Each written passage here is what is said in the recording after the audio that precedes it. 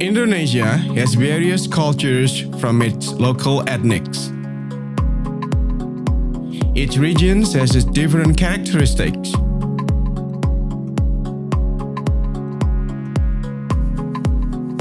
Madiun is a city located in East Java.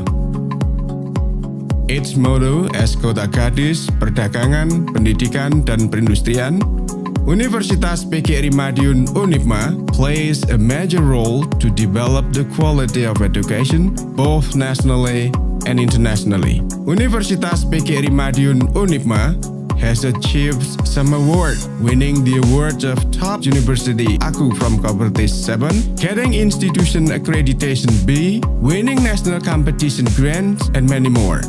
UNIPMA has 2 postgraduate programs and 4 faculties for undergraduate program with 22 departments. Postgraduate program, Indonesian language and literature education, and social science education. Undergraduate programs, Faculty of Teacher Training and Education, Faculty of Health Sciences and Science, Faculty of Engineering, and Faculty of Economics and Business. To support students' activities and develop students' talents and creativities, there are also some students' activity centers: choir, band, theater, modern and traditional dance, karate, student regiment, and scout. In encouraging the smart and competitive alumni, UNIPMA also provides representative facilities, convenient classrooms, Campus 1, Campus 2, Campus 3, library, laboratories, micro-teaching and computer, sports center, language and culture center, Graha Cendekia, dormitory, gamelan room. Universitas PGRI Madiun UNIPMA commits to give learning-oriented education and student independence to develop their abilities and skills by organizing some activities such as national and international seminars. Universitas PGRI Madiun, smart and competitive. UNIPMA, smart and competitive.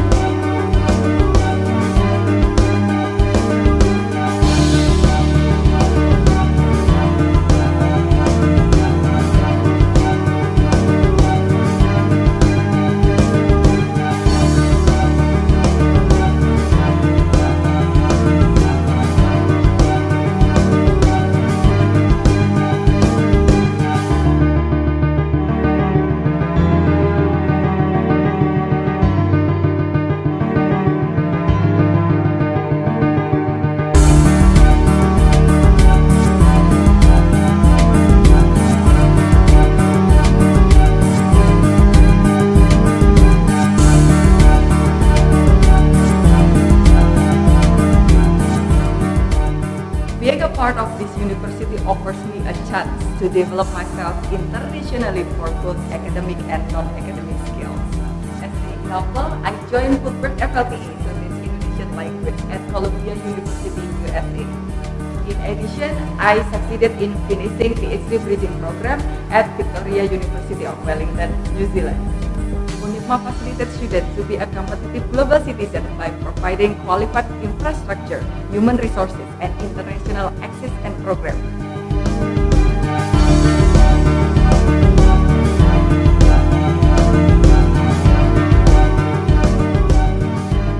As one of the leading institutions, Universitas PGRI Madiun provides tremendous support for all the students to conduct many activities, such as learning process, research, student community service, and then scientific discussion, and also entrepreneurship. Being involved in all these activities has helped me to enhance and broaden my knowledge as well as my experiences, which finally led me into receiving Fulbright Foreign Language Teaching Assistant Scholarship in 2018. I taught Indonesian language and culture in Indiana University of Bloomington, United States, also studying language pedagogy and language learning.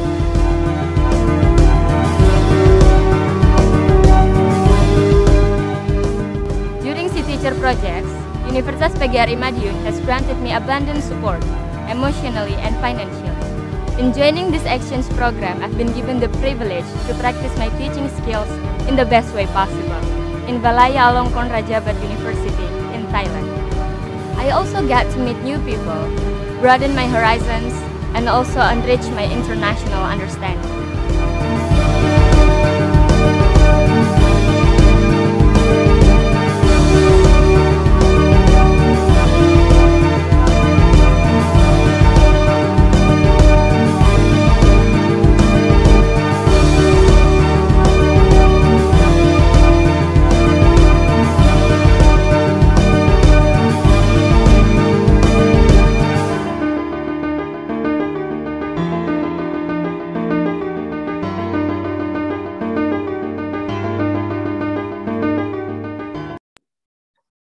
Ladies and gentlemen, the opening ceremony is about to begin.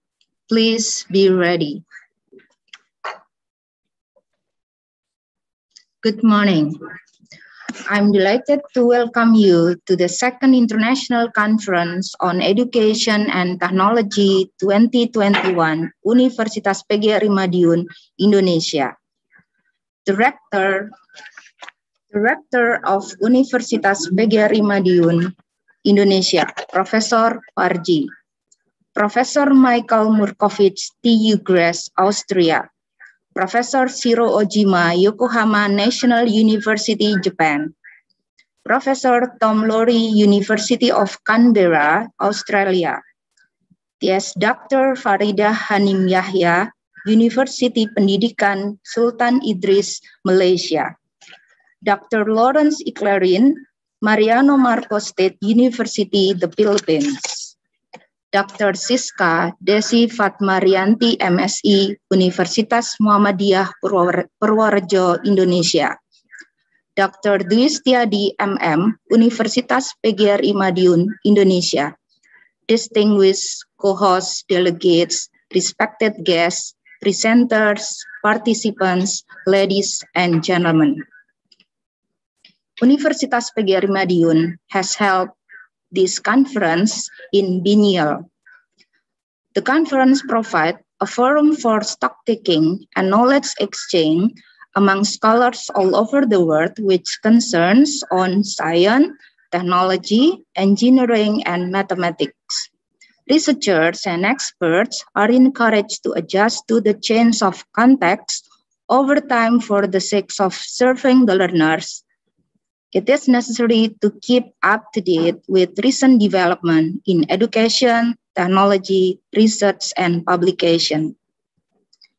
Ladies and gentlemen, we are now going to listen to and sing Indonesian national anthem, Indonesia Raya.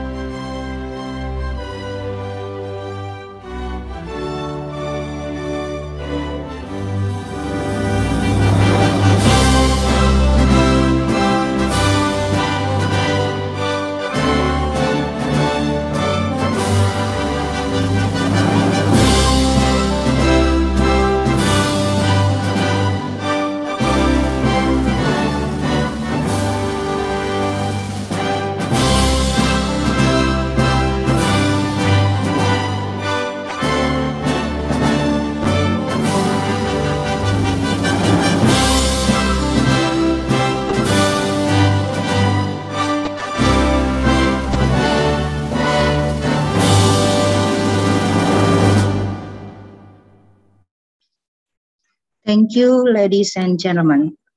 The next agenda is conference report delivered by the chairperson of organizing committee on the second ICETECH 2021. Please welcome Dr. Marheni Lukitasari, MPD. Assalamualaikum warahmatullahi wabarakatuh.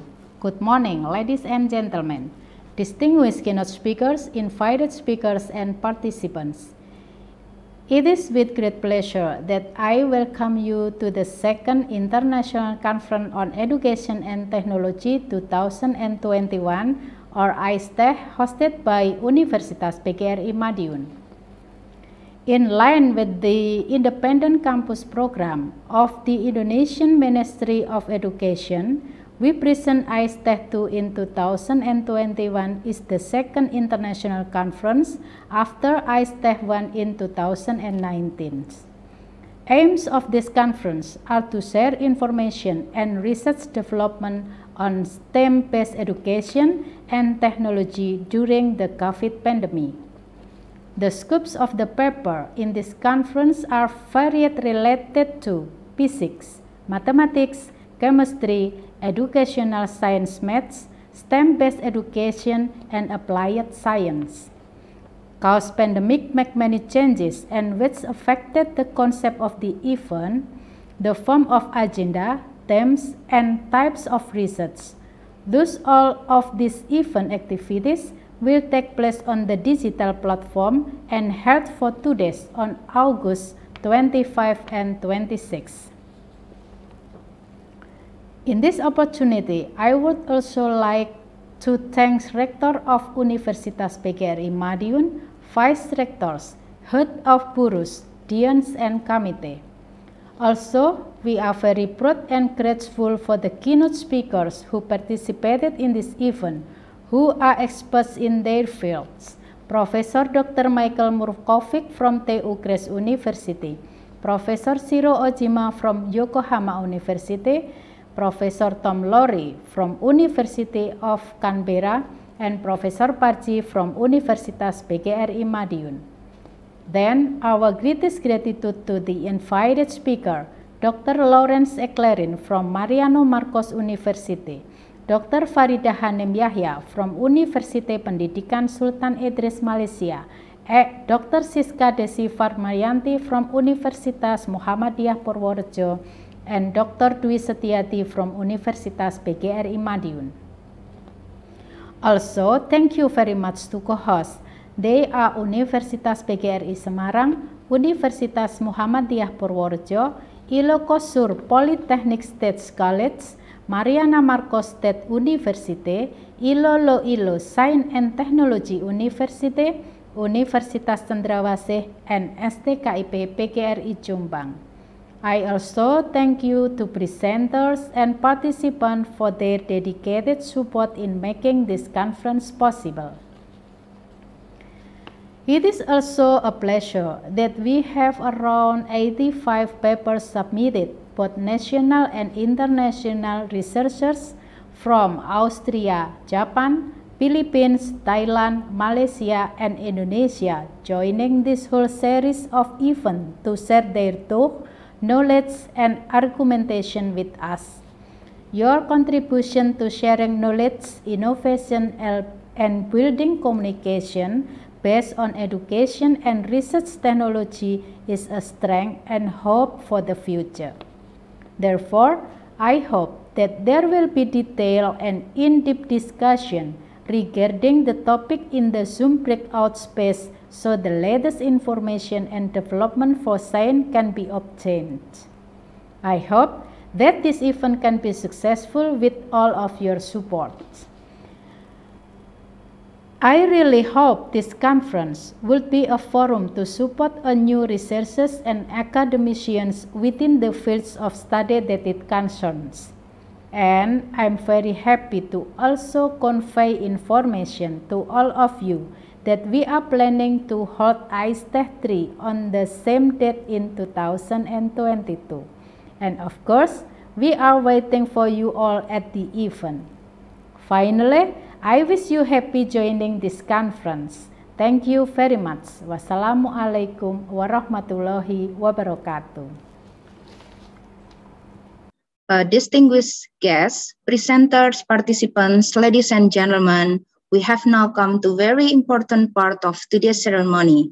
I would like to invite the Rector of Universitas PGRI Madiun, Professor Dr. Parji, MPD, to present his speech and officiate the Second International Conference on Education and Technology 2021. Professor Parji, the floor is yours. Thank you, Mrs. Lulus Serawati. Assalamualaikum warahmatullahi wabarakatuh. Waalaikumsalam warahmatullahi wabarakatuh. Good morning, Honorable Vice Rectors, Deans, Head of Departments, and Head of Bureau of Universitas PGRI Madiun. Honorable keynote speakers, invited speaker, co-hosts, and participants, distinguished guests, ladies and gentlemen. At this precious moment, let us first express our gratitude to Allah Subhanahu wa Ta'ala, the merciful God who has granted us with blessing and grace that we could gather here today to attend the Second International Conference on Education and Technology 2021. Allow me to extend my warmest greetings and welcome our distinguished co-hosts, speakers, and participants, particularly those from abroad. This year's conference theme is Research on STEM-based Education and Technology during COVID-19 pandemic. It is worth mentioning that UNIPMA's decision to host this conference under this essential theme is based on the decision that happens today of researchers, writes article-based research related to COVID-19 pandemic issues and present it into this forum and publish it into journal and proceeding. This conference provides a forum for stock-taking and knowledge exchange among scholars worldwide, including education, technology, STEM, and community development. To improve the teaching learning quality, they must keep up to date with recent development in education and technology, research, and publication. On behalf of the Universitas PGRI Madiun, I'd like to express my gratitude to all co-hosts, keynote speakers, invited speakers, presenters, and students who have shown willingness and enthusiasm to be an active part of this conference. Your great assistance has made this conference possible to be hosted by UNIPMA. Also, I congratulate the committee for the success of conducting this international conference. In conclusion, I should like to express my most sincere wishes for a successful conference. Thank you very much. Good morning. Wassalamualaikum warahmatullahi wabarakatuh. Waalaikumsalam warahmatullahi wabarakatuh. Thank you, Professor Parji. Ladies and gentlemen, let me call again, or let me mention again about the co-hosts.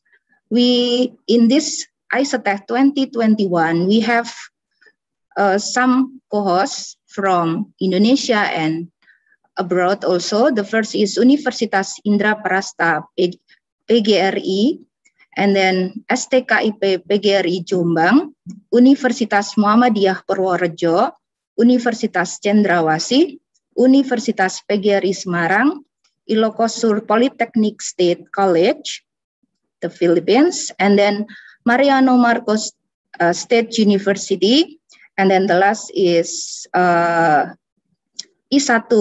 from the Philippines also. So everybody there will be about 80 papers that have been submitted in the ICETECH 2021. Distinguished guests, presenters, participants, ladies and gentlemen, now we come to our main agenda today, keynote speakers sessions. The session will be led by Dr. Sigedri Cahyono, SSMPD, as the moderator. He is one of the senior lecturers teaching in postgraduate program Universitas PGRI Madiun. He is majoring in linguistics. Ladies and gentlemen, please welcome Dr. Sigedri Cahyono. Assalamualaikum warahmatullahi wabarakatuh. Good morning, ladies and gentlemen, everyone. First of all, I would like to extend my warm greeting to distinguished keynote speakers, invited speakers, co-hosts, University, including Ilo Science and Technology. I was informed that the President, Dr. Raul Muyong, is present.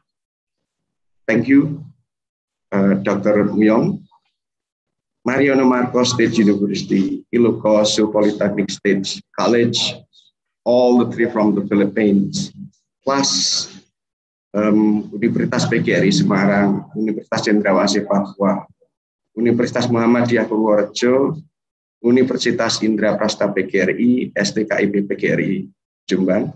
Again, participant, paper presenters, respected guests, ladies and gentlemen. Assalamualaikum. Have a very good morning.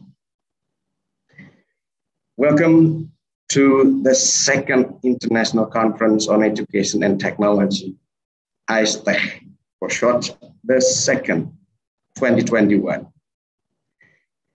Bringing here among us with the big theme, research on STEM-based education and technology during COVID-19 pandemic. But ladies and gentlemen, the key word COVID-19 pandemic, at least for me, remind only one thing, that's health crisis. But today, when I read a post on web by United Nations Foundation, I was wrong. COVID-19 is not only about health crisis, it's also crisis about food insecurity, growing polarization, education crisis, inequality crisis, and a lot more. That was noted in the UN Foundation. In short, today there are a lot of problems faced by humanity. And the theme brought by the committee is the right one. This reminds me digital humanities, the essence of which is bringing all advances in science and technology, such as AI, big data, and so on and so on, to eradicate all those problems, burdens, threats, calamities, for elevating the dignity of human race. Therefore, everybody, today we have 4 experts, the right man on the right place. Food crisis will be addressed by Professor Murcovic from TU Graz. The second, bringing brain imaging technology for EFL education, for FL education, will be addressed by Professor Shiro Ojima of Yokohama National University. The third, digital tool and STEM, addressing about the alienity versus engagement in education, will be addressed by Professor Lowrie from University of Canberra. And then higher education institution, their challenges and their roles and opportunities will be addressed by Professor Dr. Parji, Rector of Universitas PGRI Madiun. Ladies and gentlemen, it's a real honor for us to have 4 of them with their expertise, as mentioned. This is organized as 2 delivery by 2 keynote speakers, followed by a QA, another 2 delivery, and QA. Each keynote speaker, ladies and gentlemen, will be allowed 30 to 35 minutes delivery. Ladies and gentlemen, I would like to invite the presence of the first keynote speaker, Professor Dr. Mikhail Murcovic. Prof, before he presents the delivery, I would like to read some brief CV of him. Ladies and gentlemen, Professor Murcovic was born in Graz, 1959, studying technological chemistry at Graz University of Technology, with a focus on biotechnology. He finishes his diploma and PhD in the field of biotechnology in 1989. As a postdoc, he stayed for 1 year in Switzerland at ETH Zurich and continued his professional career in the pharmaceutical company Biochemie, now Sandoz in Austria. In 1993, he moved back to Graz and started working as a food chemist at the Institute of Biochemistry and Food Chemistry at Graz University of Technology until present. Professor Murcovic, the floor is yours for about 30 to 35. Please. Thank you, Mr. Chairman, for this very nice introduction. I also want to thank the organizing committee for giving me the possibility to talk about our work here and to talk about my ideas. And I also want to thank the board of the university for inviting me to this conference. The topic of food security, I think, it's a general topic of the whole world. I just try to share my screen, and I hope you can see it. So I will talk about food quality and food safety, which I mean is more or less the same issue, quality and safety, and food security. And I think this is not only a challenge for our generation, but also for the next generation, and especially if the population is growing more than, of course, the supply of food and the security of food supply is a big challenge for the whole world.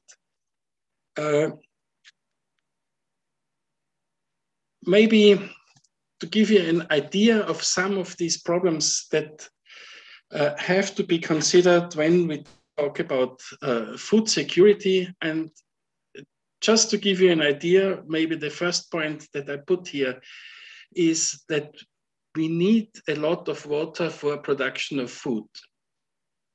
And when you calculate the amount of water that is needed for food, just for the food production, you can estimate on average. So when you consider all the foods that are produced on average, you can think that 1 liter of water is needed for production of 1 kilocalorie of food. And this is a number which is not very big, but when you start multiplying, and you multiply with 2,000 calories that we eat per day, it means that every person needs 2,000 liters of water just for food production. And then you can estimate, when you multiply with the population of the world, that there is a lot of water needed and the supply of fresh water. And of course, we need high quality water.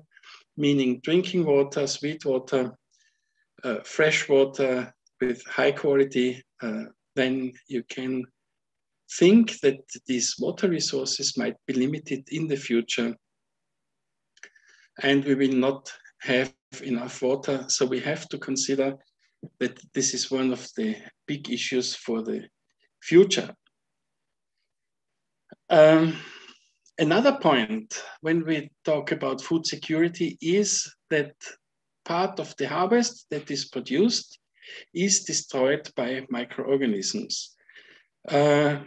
I have here some examples. There are many, many more examples, but maybe these few examples are quite intriguing when you think of the fungi that grow on plants as parasites, or they also grow on food plants. And I have here this one example about wheat, where the stem rust fungi, this Buccinia graminis, which is a worldwide problem, has destroyed the harvest in Kenya in 2007 by 80%. So you think, you can imagine that these fungi are quite a big problem. Another problem that we have is, for example, the bananas.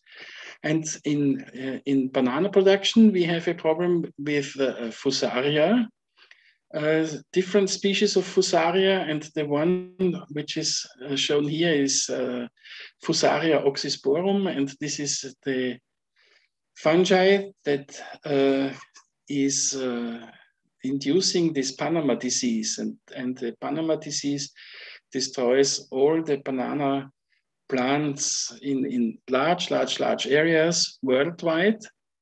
And the problem with the bananas, for example, is that we have a very limited gene pool for development of resistant banana plants, because only very few varieties are used for banana production, and this is worldwide. So when we limit the gene pool by having industrial varieties, industrially used varieties, which are grown in huge areas, and the limited gene pool gives us no possibility to develop resistant plant varieties. It's a little bit different when we think, for example, about rice plants, where we have a huge gene pool, dozens of thousands of different varieties of rice plants, and they can be used for finding resistant genes and by crossing these plants and having resistant plants. So this is a big problem, for example, with banana production. Another story, which is quite interesting, which I wanted to show here, is that, for example, in Sri Lanka, the coffee production was completely stopped in the time at around 1875, because all the coffee plants were destroyed by a fungus, the coffee rust. You see the name here, Hemilea vastatrix. And they have changed the production from coffee, and now Sri Lanka is producing tea and not much coffee at the moment. And you see that, for example, in South America, the loss in coffee, or the reduction in coffee production can be up to 80%, and even whole fields of coffee plants can be destroyed by this fungus.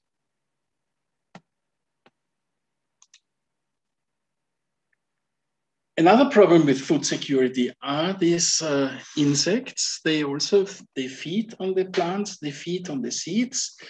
And you see here, for example, the spotted stem borer insect, which is a big issue worldwide, but here, for example, in sub-Saharan Africa, up to 40% of maize and sorghum can be lost because of the occurrence of this insect.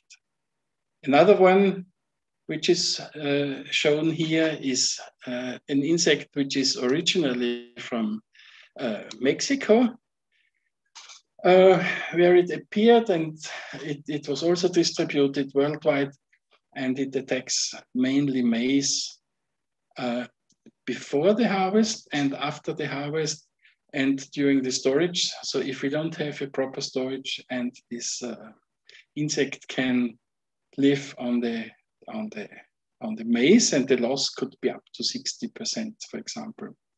The same insect, which you can see here on the left side, the same insect is also attacking cowpeas and in local storages. So in small storage in rural areas, the loss can be up to 90%. So you see, from fungi, we have a threat for our food. With insects, we have a threat for our food, and we have to cope with these problems, especially in industrial production. Another issue of food security, of course, and this is only this only picture which I want to show about the climate change and the weather change that is associated with the climate change. And we have, with the changing climate, we have to cope in agriculture with increased temperatures, which is a big issue because the plant varieties that are used for production nowadays, they have to be moved to places where the temperature is appropriate. So maybe in higher areas, we might use regions higher in the mountains to have appropriate temperatures. And if we want to use the lower areas with higher temperatures, we have to adopt the varieties, or we have to change the plants that are used for production. So we have to change our food, which could also be an issue that copes with increased temperatures, producing just different plants. What is associated with the climate change is some kind of water stress to the plants that are grown. Water stress means that in some areas there will be, or it is expected that there will be less water, so we have more arid areas. And in some places we will have more water, which is simply a result of the higher temperature, meaning that more water evaporates from our water resources, mainly from the sea, meaning that we will have more rain and we will have more intensive rain. So in some areas, reduced water, in some areas, more water. And this has also to be, this will influence our agricultural practices, because the varieties that are used and the species that are used, they have to be able to cope with this different situation of water and the presence of water and the erosion of the soil, which is always associated with higher rainfall. And when we have higher rainfall, we will have higher humidity, meaning also that more diseases or more intensive diseases will spread, plant diseases will spread, and we have to cope with this kind of problem. And of course, with the higher temperatures, always we have more and more intense weather extremes, meaning it could be more wind, more intensive rain, more thunderstorms, and so on. So this definitely is a problem that we have to cope with in the near future. And we expect that the climate change will also influence our agricultural practices, will influence the varieties that have to be developed, and will also influence the plant species that can be used for food production, and they have to be adapted to the specific areas. Just one example we have soy production more or less all over the world, but not in any region, because the soy plant is a temperature sensitive plant, meaning that when the temperature is too low, there will be a loss of productivity, meaning, let's say, when the temperatures during the ripening season, when the temperatures fall below 12 degrees centigrade, there might be a loss of around 60% of productivity.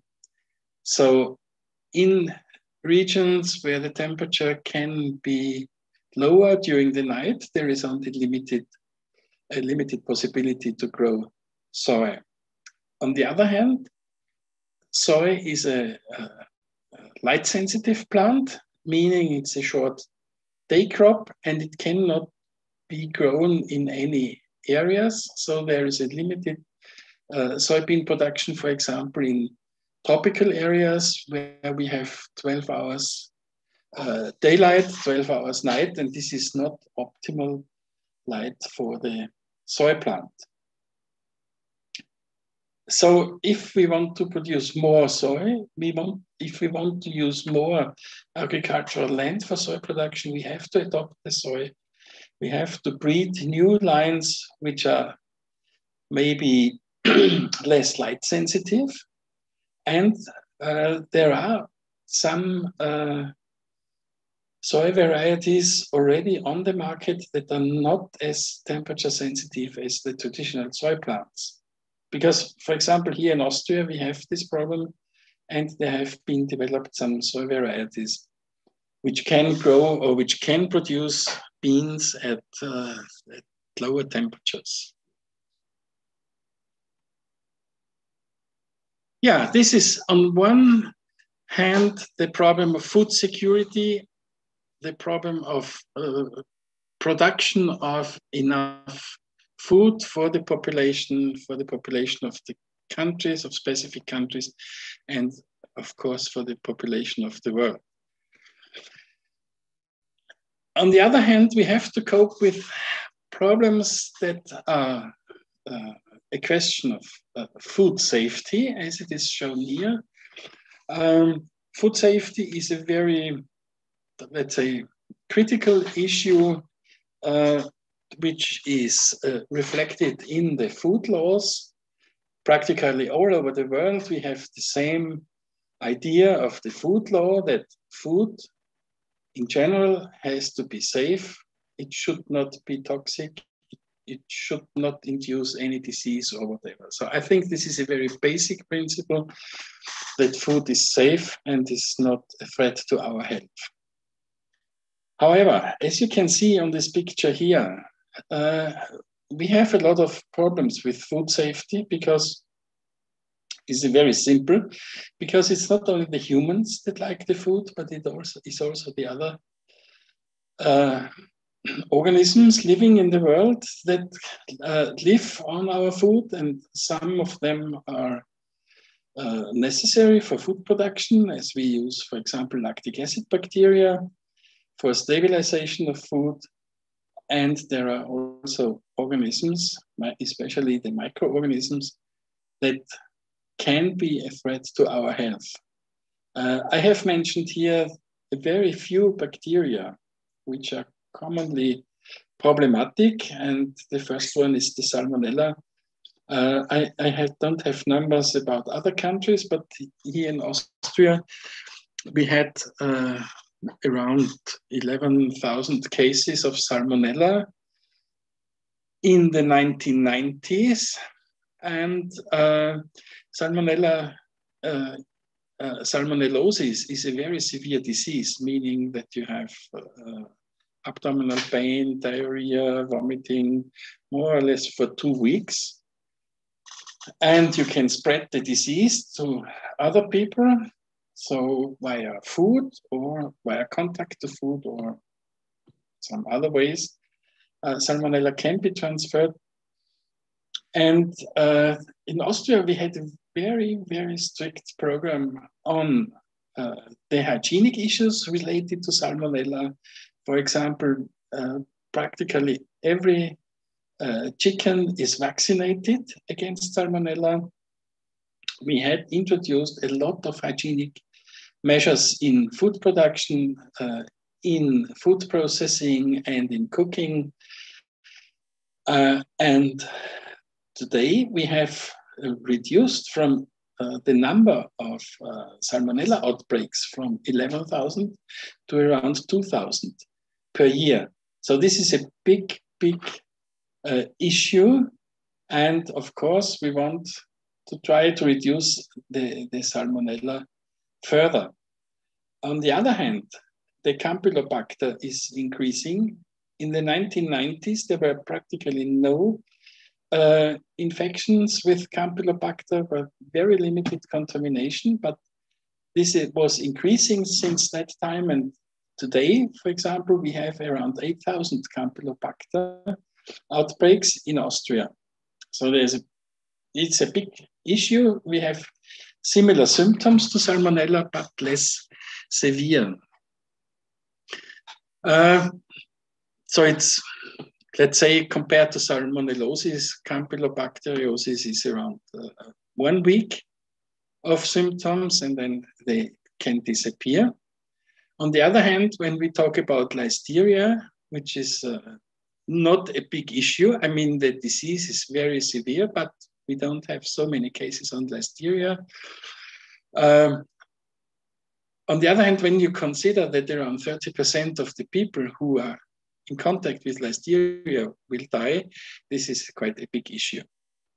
And of course, there are many more bacteria. But when you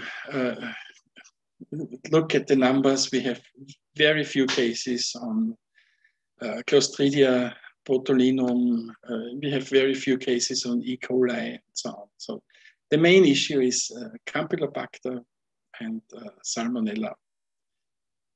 In some other bacteria which are not very often found, but they can be very critical because children can become sick and also can die because of Chronobacter sakazaki, which is found in milk and milk products, and in water,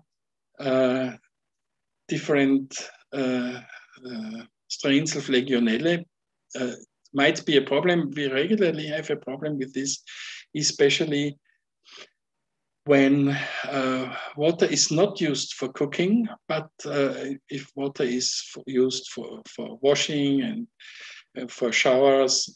So if the water is not hot enough, if the water pipes are not hot enough, then this Legionella will not be destroyed and they can induce disease. When we think of food-induced diseases, noroviruses are around 30% of all food diseases that we have. So this is also a big issue, and they are distributed not only via food, but also via contact from people to people. This is one issue of safety, microbiological concerns that we have, but we also have chemical contaminations which can make big problems. And the first that I want to mention is that the mycotoxins that are produced on our food, and there are just a few, there are many hundreds of different mycotoxins, but the main issue, I would say, is aflatoxin. We have Fusarium toxins, which are growing on cereals, different cereals. Alternaria toxins are more and more of concern, and these Jacquard alkaloids. Looking at aflatoxin, I have an example here. You see that the fungus Aspergillus flavus is growing on maize, as is shown here. You see the yellow spores, and this is why it has the name Aspergillus flavus. And this is producing a compound, aflatoxin. Here is shown aflatoxin B1, and this is the most toxic aflatoxin on one hand, and this is also the most carcinogenic compound of the aflatoxins. So this can induce liver cancer when you're exposed. And when we look at the food laws, we have a legal limit for aflatoxin, which is related to,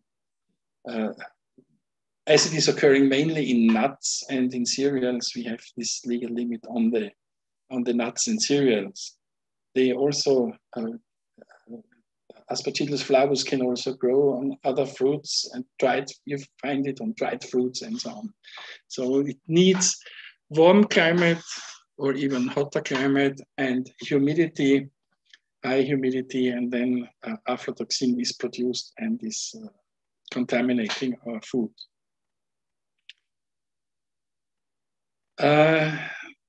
Another example I want to show are ergot alkaloids, and this was a problem especially in the Middle Ages in Central Europe, where ergot alkaloids were found in the cereals, and at this time it was not known, and many people died because of the uptake of the ergot alkaloids. And these ergot alkaloids are still present in our foods. You can see that the fungus Claviceps purpurea is growing here on the wheat, and you find this also in the products. And the ergotamine, one of the substances that are produced from Claviceps purpurea, is shown here. It can be that if the concentration is high enough, that people die from this ergotamine. There has to be a very strict cleaning procedure during production of wheat, for example, to reduce the contamination with ergotamine.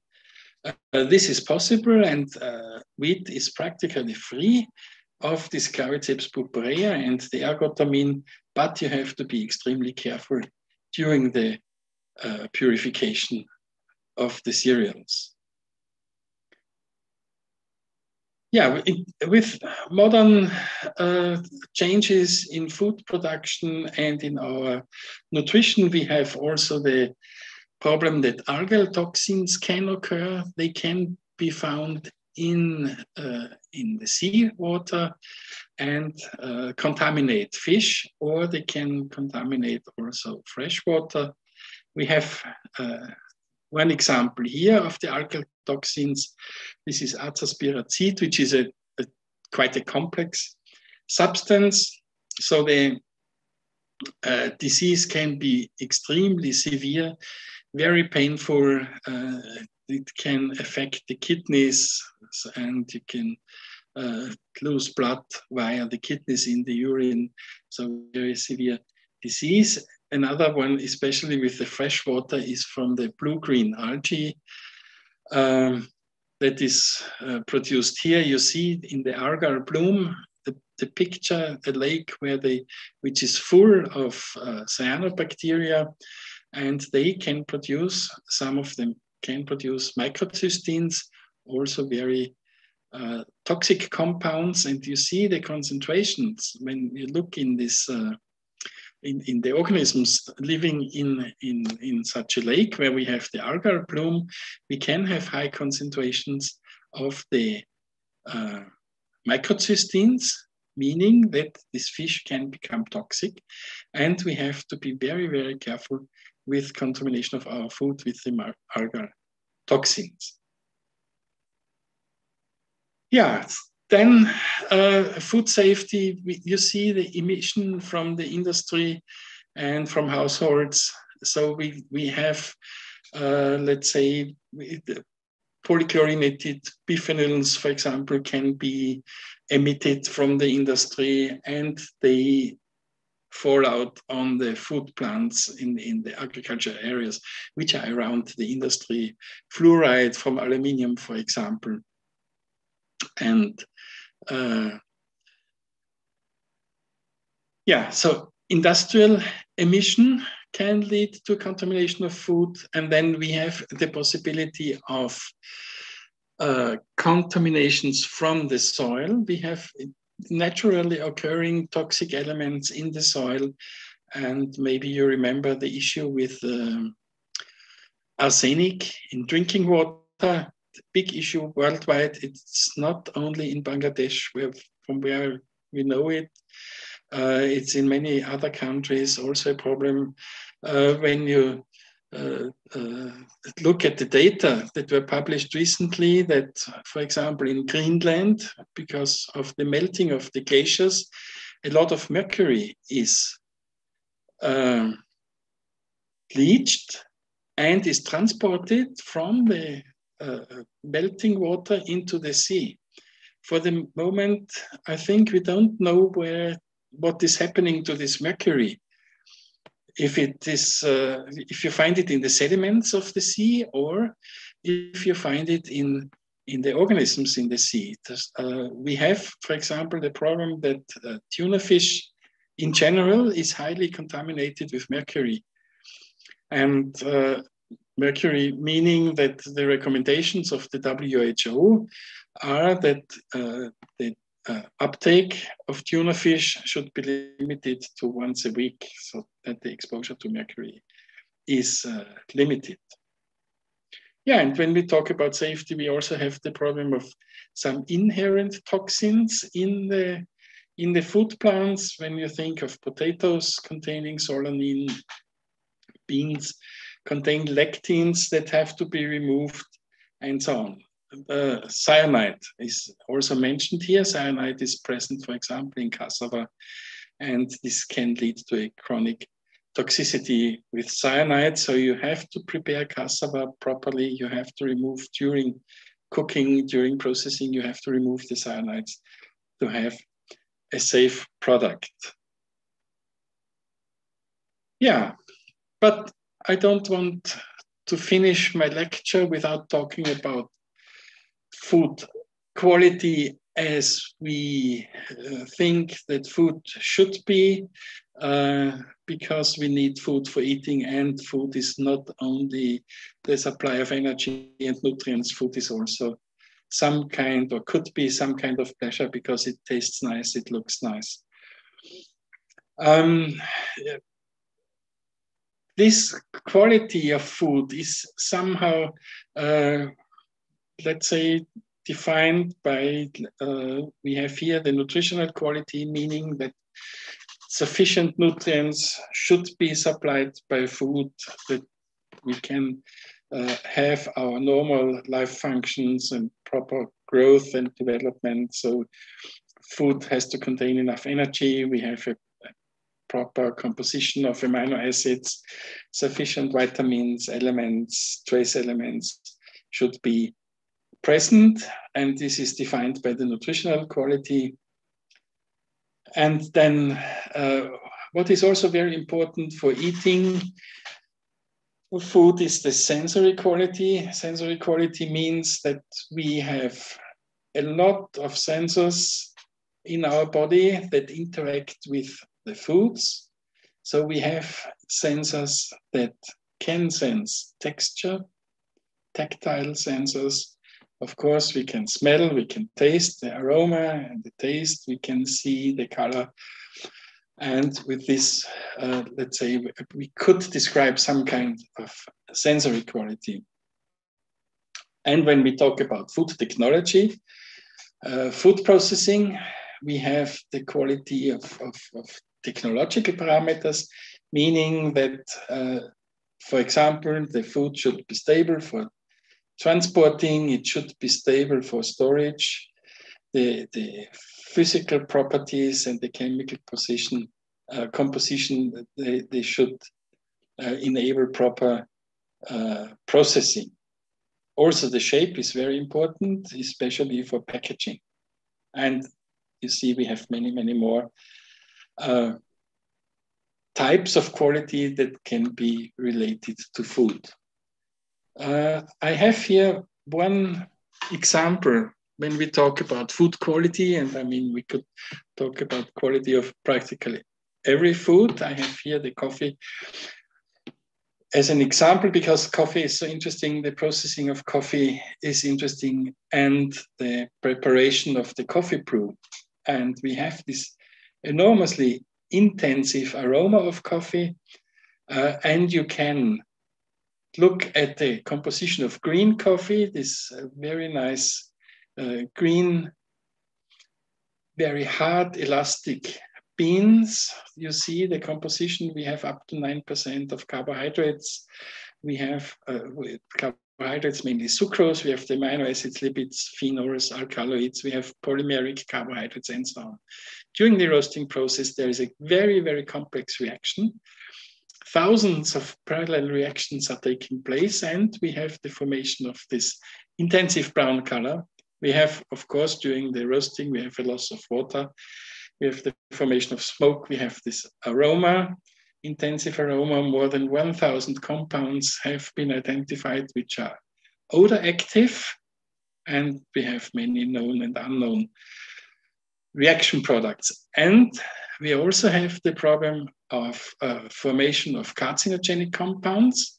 I have this example here, for example, acrylamide, normally in the range of 200 micrograms, 200 nanograms per gram. Acrylamide are formed, and in countries where we drink a lot of coffee, Northern European countries, in the Netherlands, for example, Finland, Sweden, Norway, they drink a lot of coffee. The uptake of acrylamide is from coffee is around 30% of the daily uptake. And you see the concentrations that we have here. And practically all of the acrylamide is extracted during preparation of coffee, during preparation of the brew.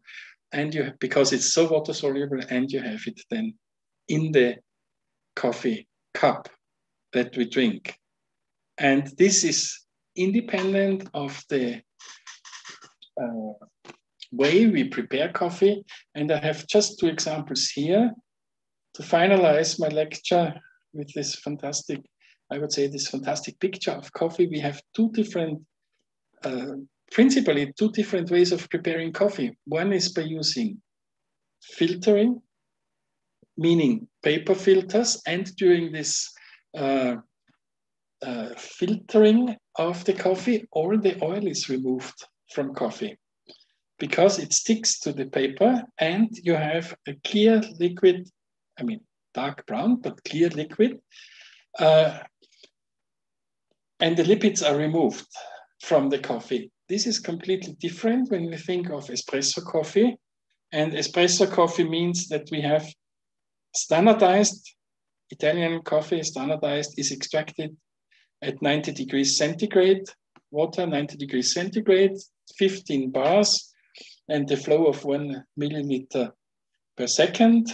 This was published by Ili Café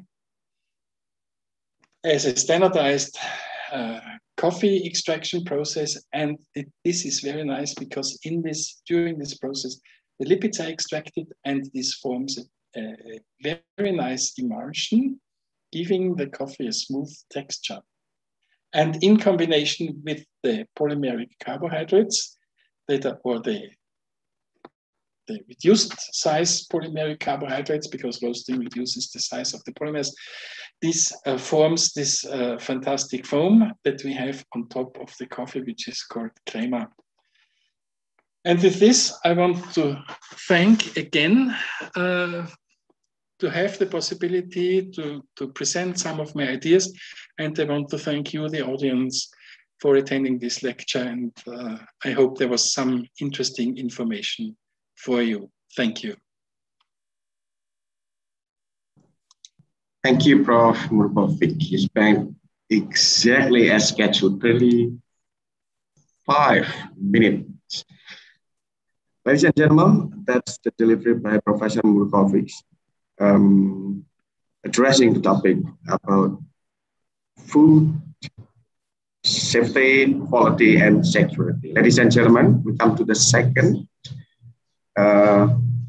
It is by Professor Shiro Ojima. Prof, please be ready.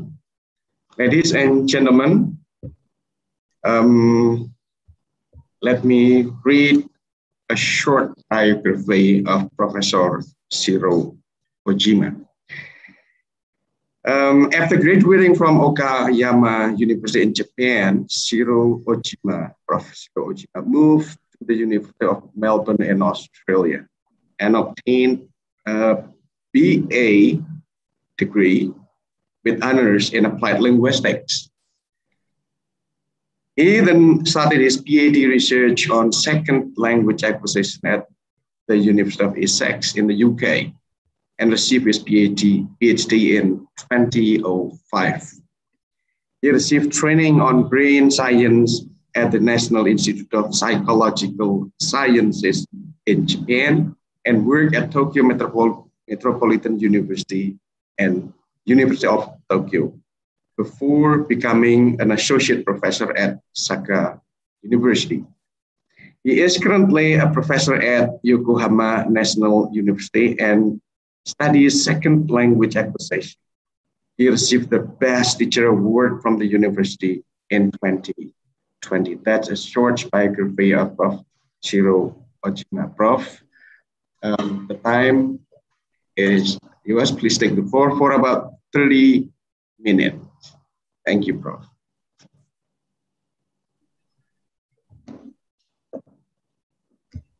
Okay, thank you very much for the introduction. Can you hear me actually? Or can you see me? Yes, absolutely, Prof. Yeah. Okay. Let me share my screen.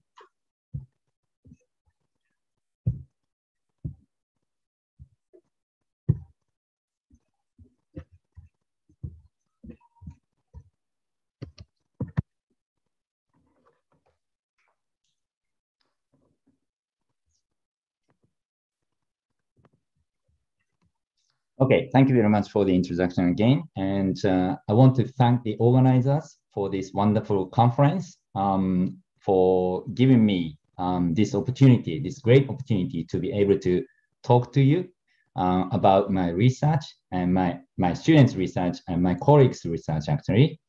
And today I'm going to talk about brain imaging technology in foreign language education.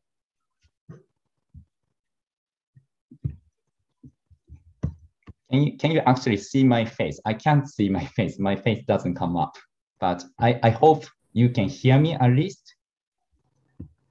Okay, let's move on.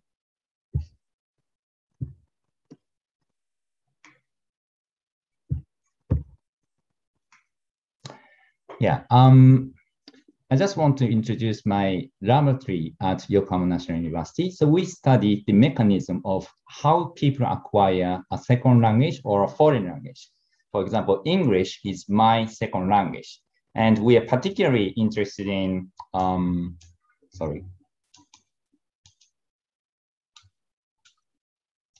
We are particularly interested in Japanese elementary school children's English learning, and also the application of new technologies to language education.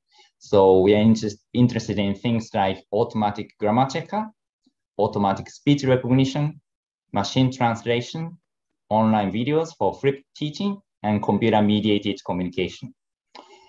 I think you are also very much interested in these things, I guess. But today, I'm going to talk about something different, which is brain imaging, okay? Brain imaging.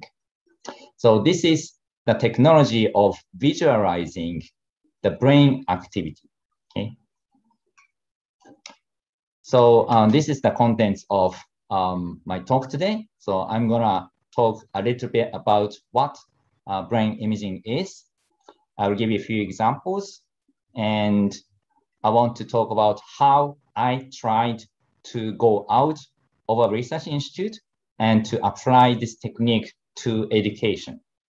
And lastly, I'm going to talk about our recent applications of brain imaging in the field of education. Okay, so to begin with, let me introduce the technology of brain imaging. And actually, there are several different methods of brain imaging. And I use one of them as the main tool for my research. And that's called event-related brain potentials, or ERPs, okay, ERPs. So what we do is to give some kind of stimulus. So in this case, a picture of beer. So we show this kind of picture to someone, to a participant who is wearing a special cap like this. So this cap has electrodes on it. And through these electrodes, we can measure, this person's electroencephalograms or EEGs. And these EEGs are amplified by the amplifier, and we record them on a PC. And we can visualize these EEGs on the monitor. And this is the important part. We actually extract parts of the EEGs that are related to the presentation of this stimulus. So ERPs are segments of EEGs related to an event like stimulus presentation. Okay? So in this example, we show a picture, but we can have our participants listen to something, for example, words or sentences. And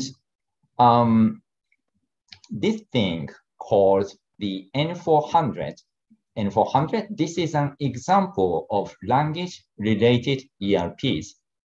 And I'm going to play two sentences. I'm going to play audios of sentences, and I hope you will be able to hear them. But if you can't, please tell me. So please listen. At a restaurant, he ate a delicious dinner. Did you hear it? Yeah? Was it all right? Did you hear it? Yes. Yeah, thank you. Okay, I think the audio says something like, at a restaurant, he ate a delicious dinner, okay? Okay, so please listen to the second sentence. At a restaurant, he ate a delicious book. Did you actually catch the last word? The sentence was, at a restaurant, he ate a delicious book. Obviously, this doesn't make any sense. But this is the interesting part. So people actually expect something like food or dinner after this sentence, but the last word of the second sentence was book. So it just doesn't make any sense. And in this kind of case, your brain produces an automatic response. So these lines here, red line and black line, these represent ERPs for the incongruous words and congruous words. So here we can very clearly see a difference between these two types of words. And this peak here is called the N400, okay, N400. And actually, there are some other kinds of ERPs that are like N400 in the sense that they change as a function of linguistic factors. So I wondered, how do ERPs like N400 differ between people with different linguistic profiles? For example, some people, for example, some Japanese people are very, very poor at English. We don't use English at all in Japan. So, some Japanese people are very poor, others are okay. So if we compare them in this brain activity, how do they differ? So I recruited 3 groups of participants: native English speakers and Japanese speakers with high English proficiency, Japanese speakers with lower intermediate English proficiency. And I measured ERPs from these 3 groups of people while they were silently reading English sentences. And there are 3 types of stimuli. There are three types of stimulus sentences: normal English sentences, and sentences with semantic errors, so errors in meaning, and sentences with syntactic or grammatical errors. So this is the results, but you don't have to understand all the details. I just want you to know that there are clear differences between these three groups. So English native speakers here, Japanese speakers with high English proficiency, Japanese speakers with lower English proficiency. So these are the ERP waveforms for these three groups of people. And this one on the left-hand side, these are for the semantic errors. This one on the right-hand side, these are for the syntactic or grammatical errors. And as you can see, there is a very clear difference between these three ERP waveforms. So this means that the processing of semantic errors in the brain is fastest in the native English speakers, and it's actually faster in Japanese people with high English proficiency than in Japanese people with lower English proficiency. And also, so these are the topographical marks on the scalp. And we can see that English native speakers produce very clear responses in this time window and also in this time window. But these clear responses are lacking, or at least one of them is lacking in this Japanese group, and both of them are lacking in this Japanese group. So to summarize this first study, so I found that ERPs varied as a function of people's linguistic profiles, for example, language proficiency and the native versus non-native status. And so we observed systematic as opposed to random changes. However, it was very difficult, or even not, almost impossible to bring the equipment to measure ERPs out of our research institute and use it in social or educational contexts. So this is a picture of the equipment that I used at the time. So obviously this is very big. And I was based at the National Institute for Physiological Sciences. So I had to ask all the participants to come to this place. And of course, this is a big burden on participants. Nobody really wants to come there. So I wondered how we can go out of the research institute, go to schools or go to offices and measure normal people's brain activity.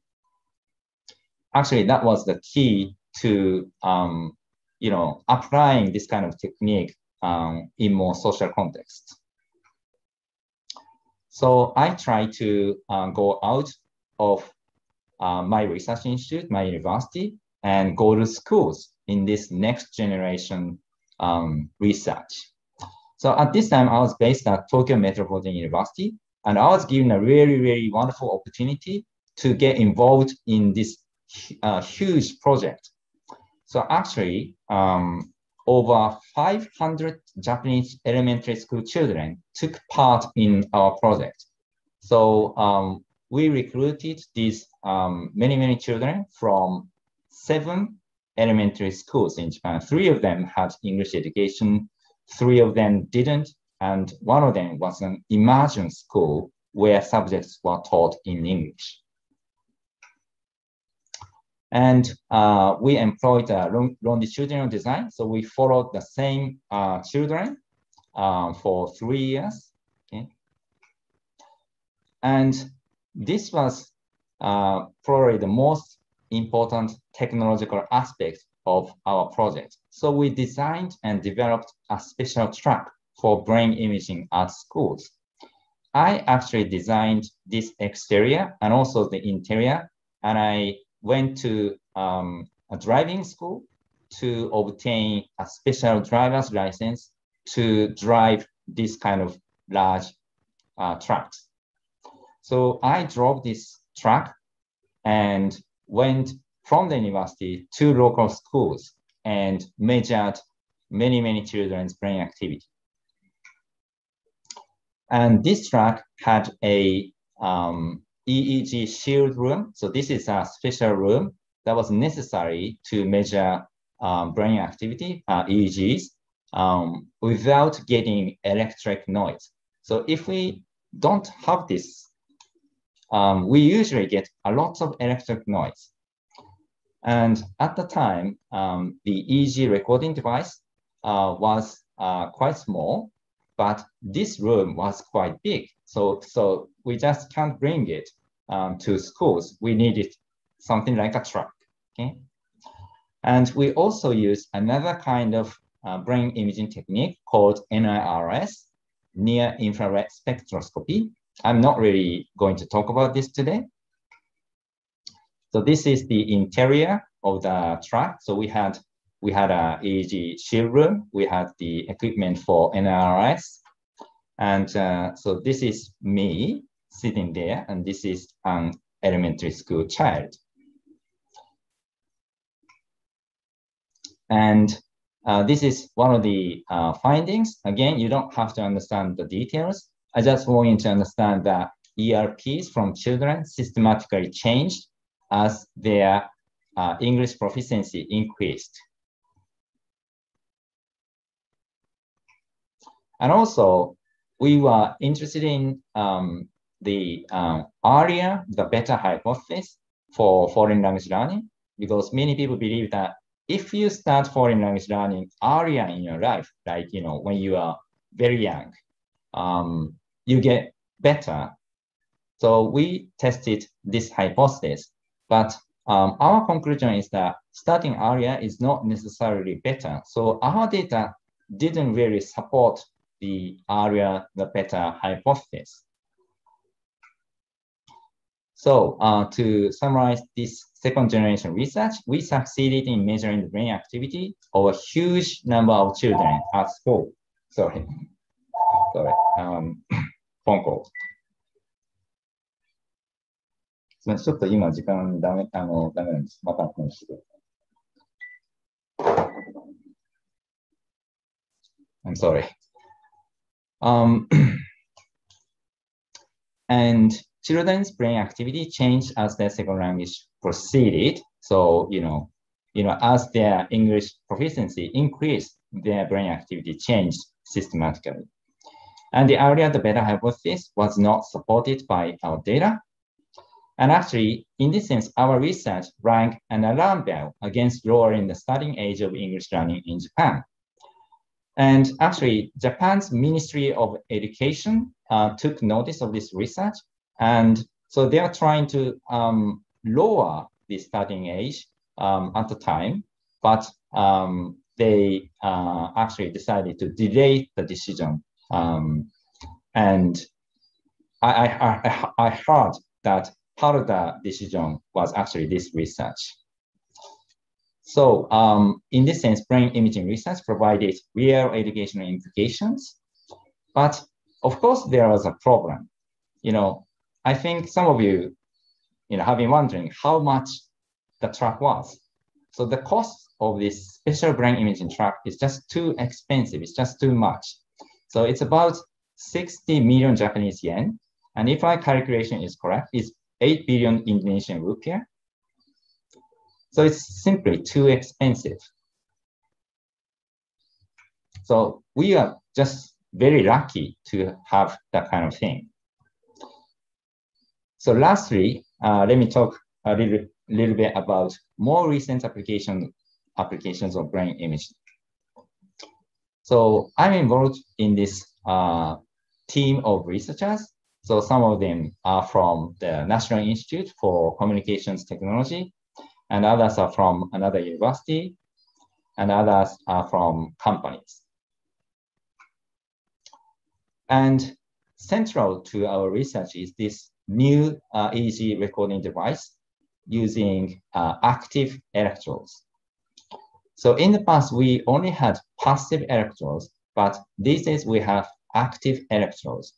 If we use active electrodes, we don't have to use a shield room. So active electrodes enable EEG recording without a shield room. So they're very, very useful. And this is the recording device. So it's very small and it's actually wireless. we have some wires here, we have some cables here, but these are connected to the electrodes. But this thing is not connected to a PC, it's completely wireless. So actually you can put it on your head and you can actually walk around because it's completely wireless. And it's also wearable. And the latest version is this. Can you see this? This is even smaller than this one on the screen. I don't know if you can see this. And it's about 1 million Japanese yen, and it's this much in Indonesian rupiah. So the important thing is that we don't need a shield room at all. So we don't need a truck. We just bring this small device to a school or to an office, and we can measure people's brain activity by this small device. And currently, what we are trying to do is this. We want to apply brain imaging to language learning and education. And previous studies have already shown that if learning proceeds, if someone's second language proficiency increases, we can observe systematic ERP changes. We already know this. So we are trying to go in the opposite direction. Okay. And specifically, we've been asking whether we can assess second language proficiency by measuring ERPs. So we measure ERPs, and can we predict this? And also, can we induce second language learning, make second language learning happen by changing ERPs, by artificially changing ERPs? So we induce systematic ERP changes, and then can we induce learning? The answer is not yet, but I want to show you that we've made a lot of progress.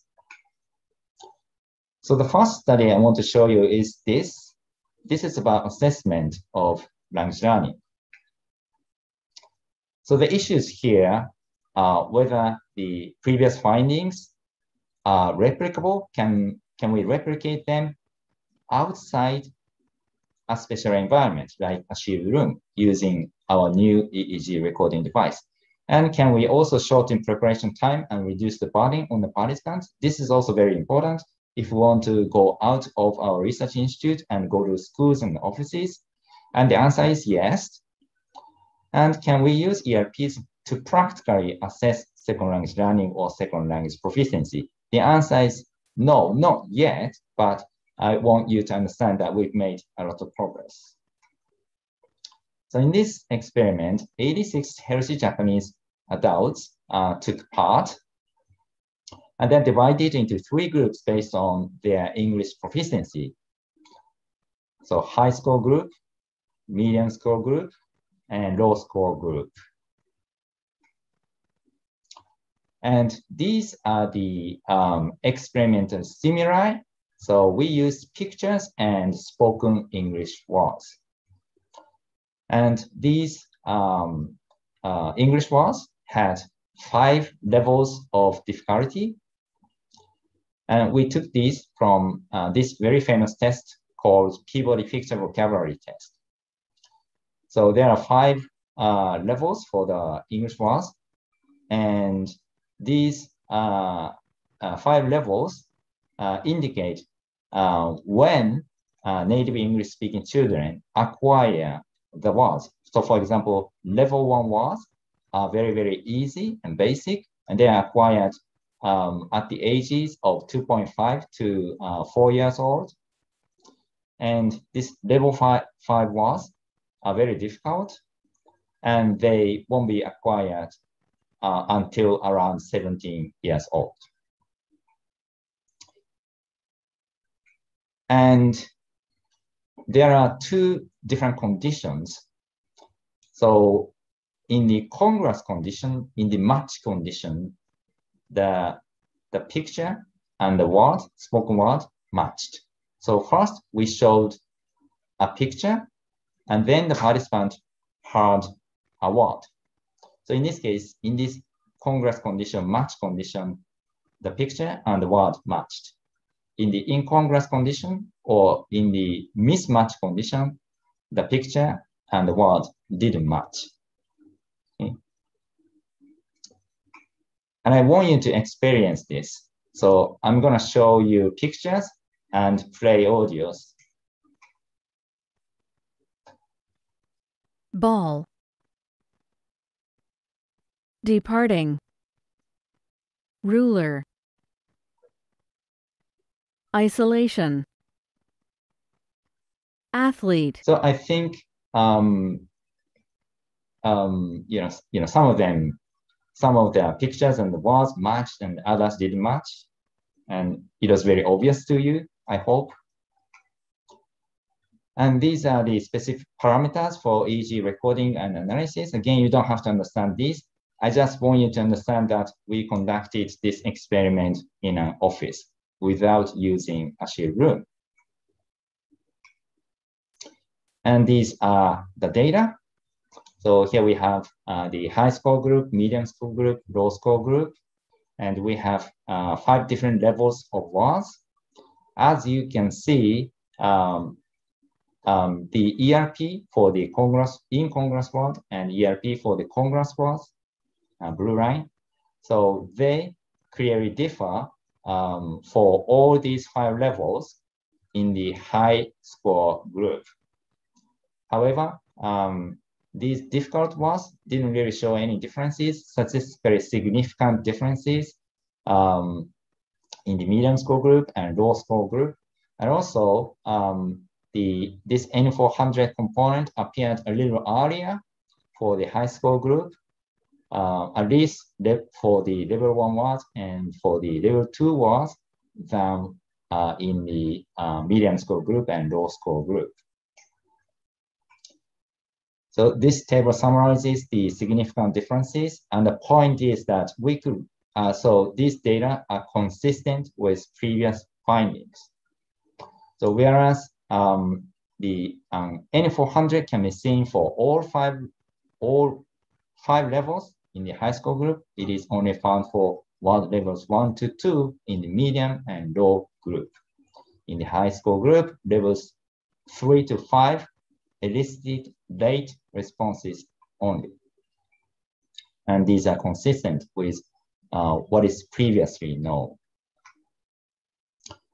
So we could replicate previous findings of proficiency-related systematic changes outside a shield room, and we managed to shorten preparation time and reduce the burden on the participants. So it took only about 10 minutes to prepare. And the results indicate the possibility that the N400 response can be used as an index of second language proficiency. So we took this as a step forward to the ERP-based assessment of second language learning. Okay, this is the last part of my talk. The technology that I want to introduce here is called neurofeedback.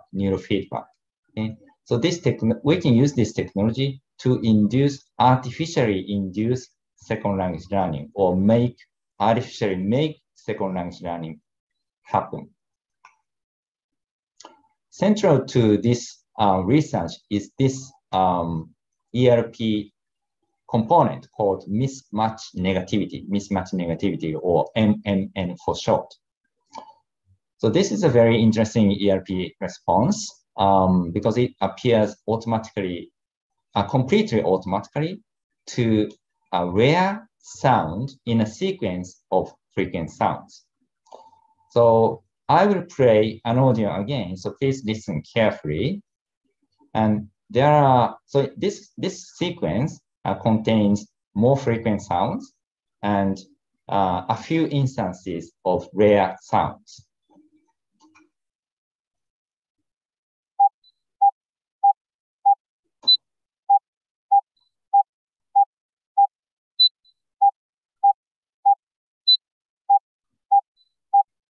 Okay, so we heard a lot of paw sounds, so paw, paw, paw, paw, paw. And among them was a P sound that was rare. So pop, pop, pop, pop, P, pop, pop, pop, pop, pop, P. And we get this mismatch negativity when our brains detect a rare sound, and this response appears automatically. And one interesting aspect of this mismatch negativity is that it actually changes as a function of training. So I took this from someone else's study. So this is a training study. So participants were trained on some sound contrasts. Initially, their brains didn't really show any response to the sound contrast, but they are trained on this sound contrast. And as training goes, their brains start to produce a mismatch negativity. Okay, so there is a training effect. So previous studies have shown that if there is a improvement in the listening ability or sound discrimination ability, we will be able to see an enhancement of the mismatch negativity. So the mismatch negativity will be enhanced, or it'll be bigger. Okay, if this happens, we've already known this. So this study that I'm going to show you now try to go in the opposite direction. If we can make the mismatch negativity bigger, can we see an improvement in the listening ability or the sound discrimination ability? So this is the topic of this study. And this study used neurofeedback to enhance the mismatch negativity. And the target of learning is the sound contrast between English L and R. The Japanese language doesn't really distinguish these two sounds at all. So if someone says light, we Japanese don't really know if it was light or right, okay? Because there is no such distinction in the Japanese language. There were two groups of participants. One of them was the experimental group. They received neurofeedback in a game-like task. So they sat in front of a monitor, and on the monitor was this kind of green circle or green disc, and the size of this green disc changed according to the size of the participants' mismatch negativity. So if the mismatch negativity was big, the size became bigger. So in this sense, these participants received visual feedback about their brain activity. And their task was to try to enlarge, make the disc bigger. And I want you to experience this. Please try to enlarge the green disc. Light, light, right, light, light, right, light, light, light, right, light, right. Of course, you can't do this. It's impossible because your brain is not connected to the system.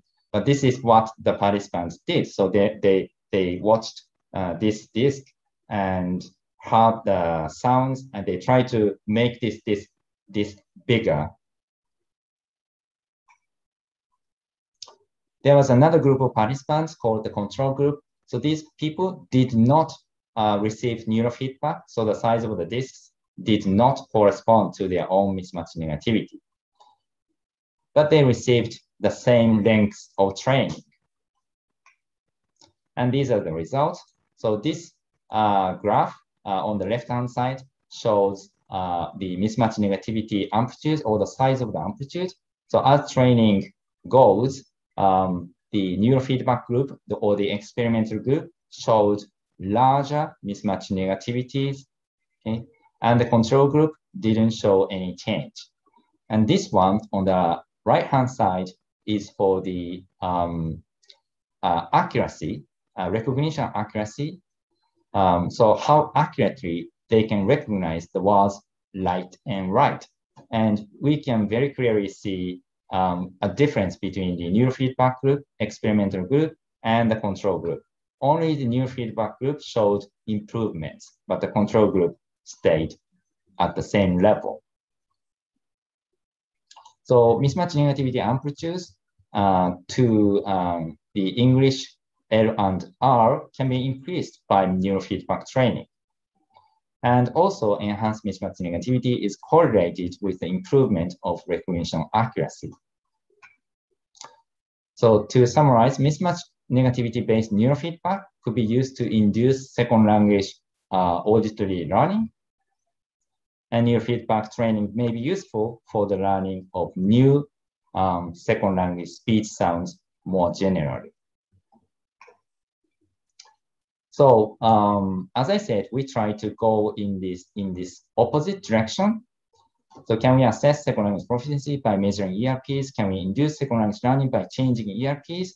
Not yet completely, but I think we've made significant progress.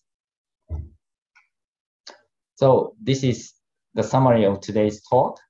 So the first research showed that ERPs varied as a function of people's linguistic profiles. However, we couldn't really go out of a research institute. And the second generation research tested the possibility of using a special track. So we actually went to schools by developing a special track. And we successfully measured so many children's brain activity, and results had real educational implications. And the last research I introduced didn't use a shield room at all because we had active electrodes. And we replicated previous ERP findings in offices, so in more normal environments. So this indicates a possibility of more practical language assessment using brain activity. And also neurofeedback enables the learning of new speech sounds. In the future, we want to improve our systems more and use them in schools and offices. Okay, this is it for my talk. Thank you very much for listening. Thank you, Professor Ojima. Well, ladies and gentlemen, it's time for us to come to QA session. Thank you, participants. There have been some questions. Let's have a look at those on chat room.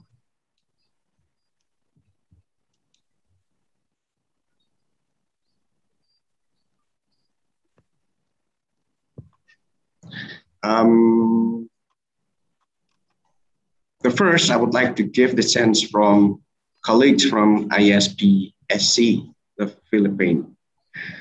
Good morning. I am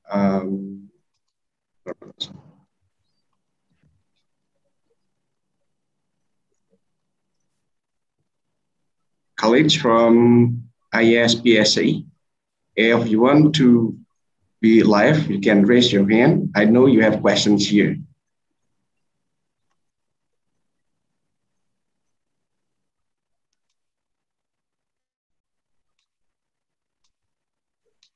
It is Kanet Asteria, ISP-SC. All right. The first question goes to Dr. Ojima. What are the pedagogical implications of your research of findings?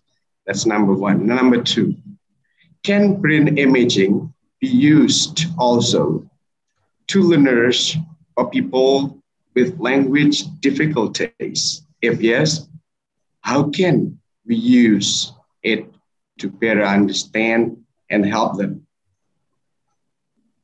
Three, does brain imaging also give us some input on how people's brain work when they have different perception on things or picture being shown to them? Prof? Prof. Ojima. Okay. Okay. Let me take the questions, but I couldn't really catch the third question, so let me answer the first two questions. Okay. Okay. So I think the first question was about pedagogical implications of our brain research, brain imaging research, I think. And I think there are some pedagogical implications.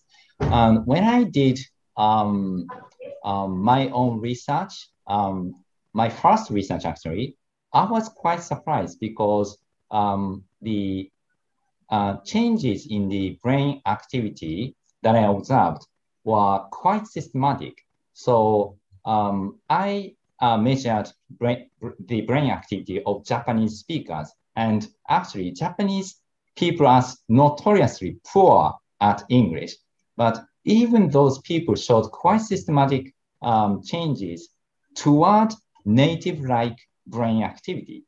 So what I'm surprised with is that even if we are very poor at English or at any foreign language, if we learn it hard, if we study it hard, our brain changes even during adulthood, even during adolescence. We don't have to be children.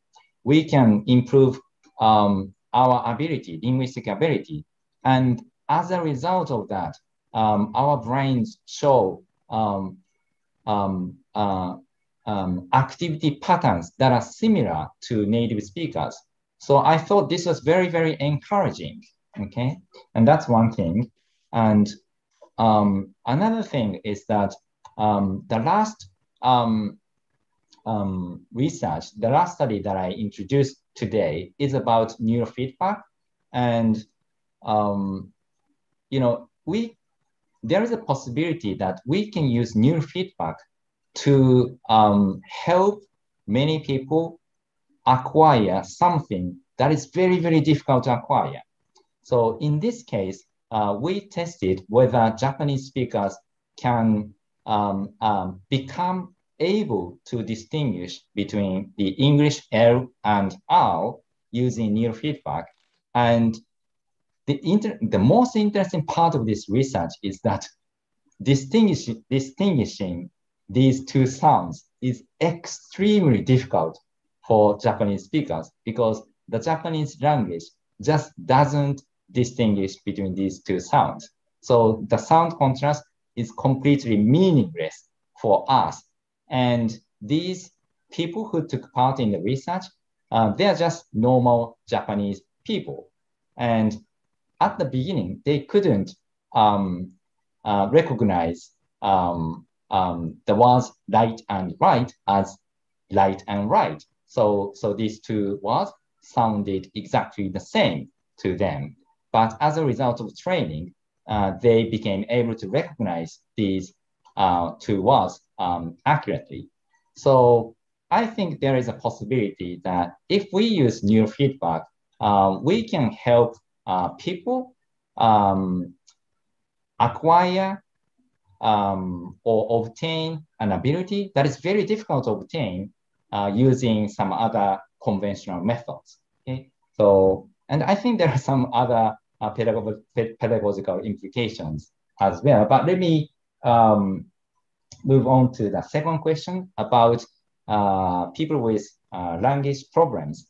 I'm not quite sure what kind of language problems that this person wanted to know about. But so, for example, there are some people who are completely paralyzed. So, you know, for example, they have their spinal cord injured, and they just can't move their body at all. So they can't speak at all, and maybe some old people, for example, they tend to receive a brain damage, and in this kind of case, people may lose the ability to speak or move their body, but even in this kind of case, their brains may be active.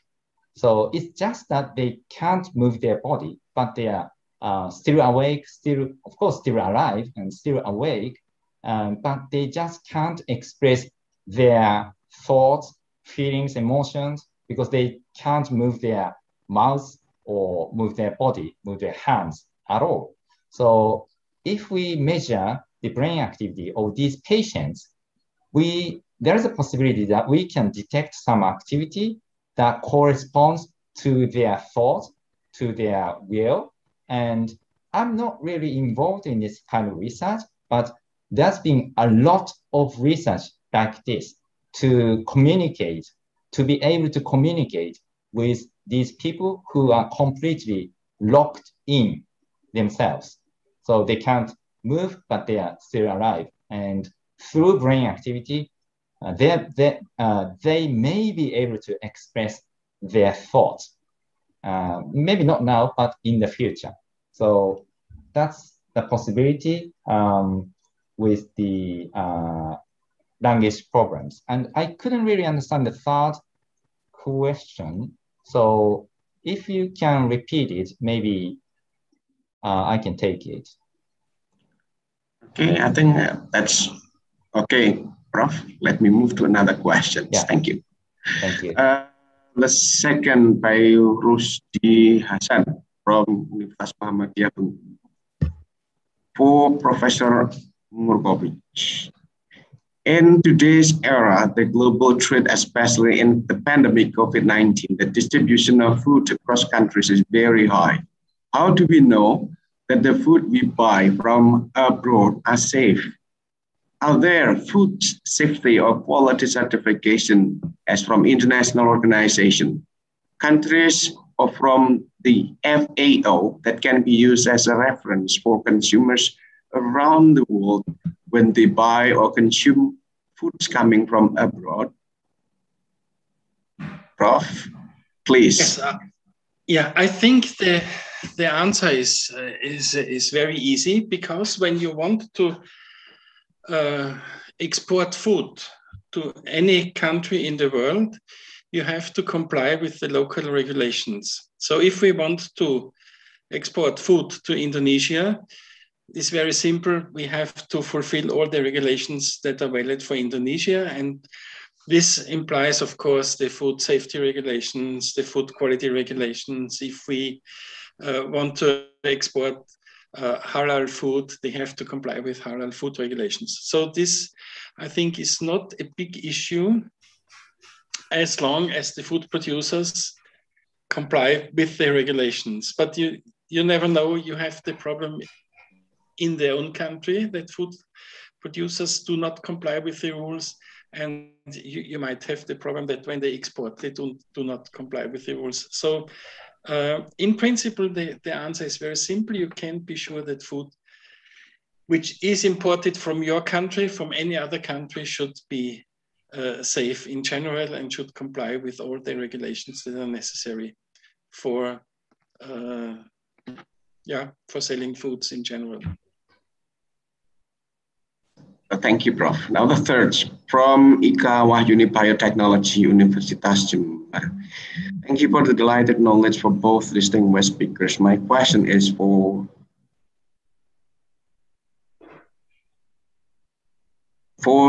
Dr. Michael Murcovic. In your opinion, is food probiotic really work for enhancing our immune system during this pandemic?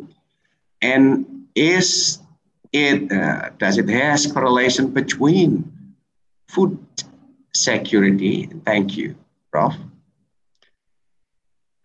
Yes, I think there are many questions.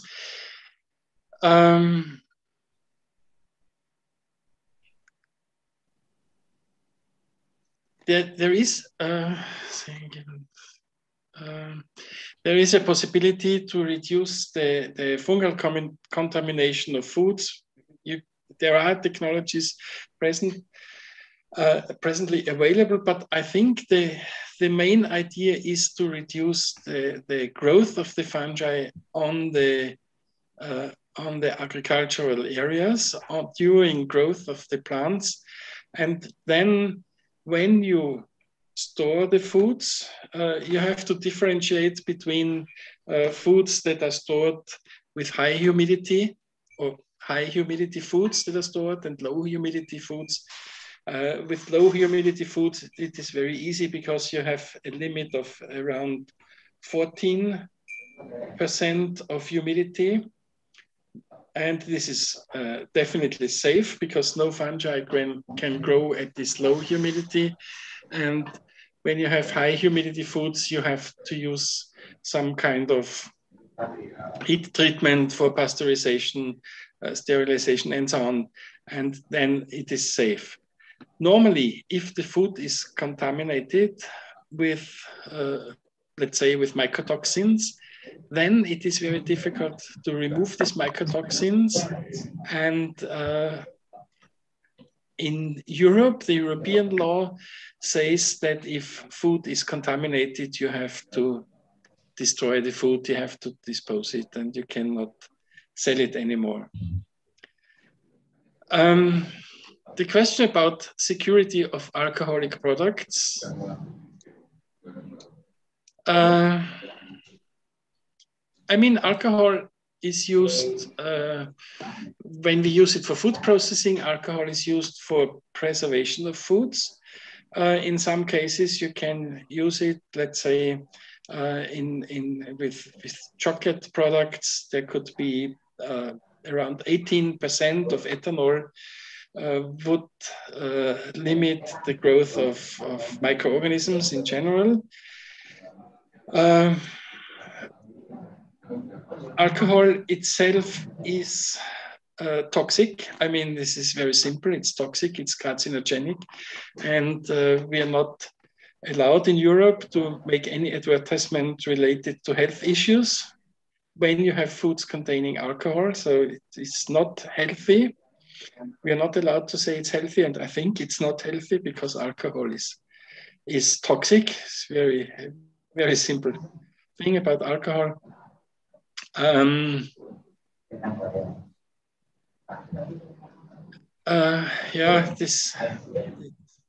are many.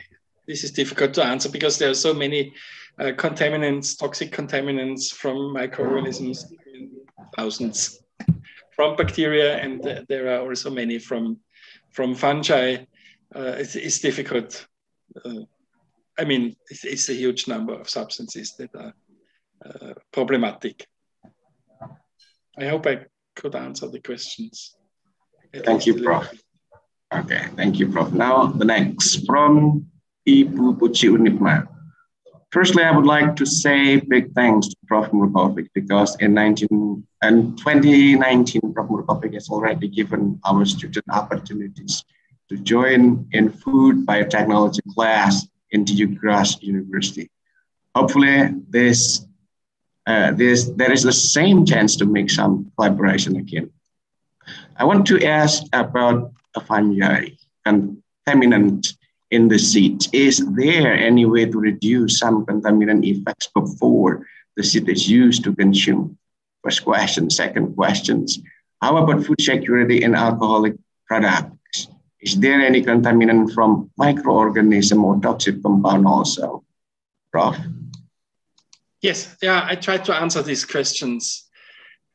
The humidity is very important. When with mycotoxins, low humidity is extremely important.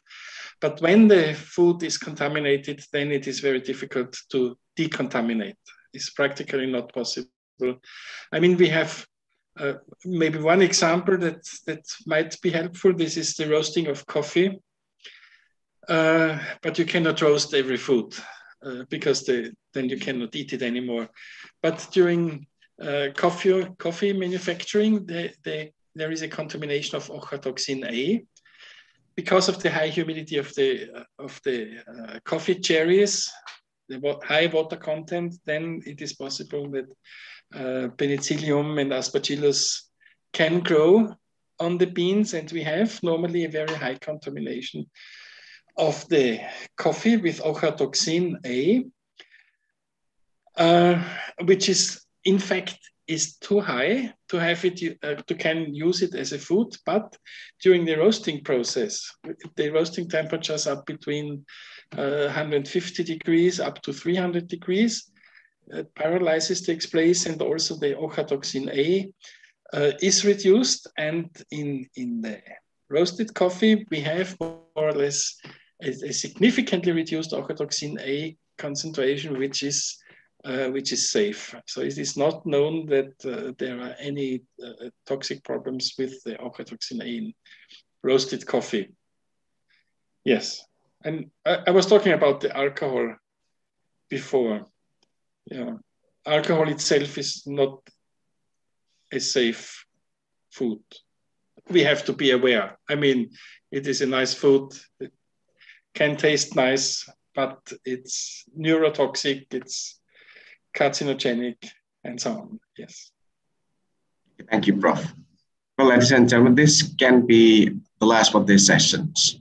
By Ibu Agita UNIPMA. It is an enticing research, Dr. Ojima, and you added how we, the Indonesians, can build the equipment cheaper. My question is there any development after the research results has been introduced to the Japanese government, and the government decided to start teaching English to earlier students? Is there any effect on how teachers in Japan guide students' learning strategy?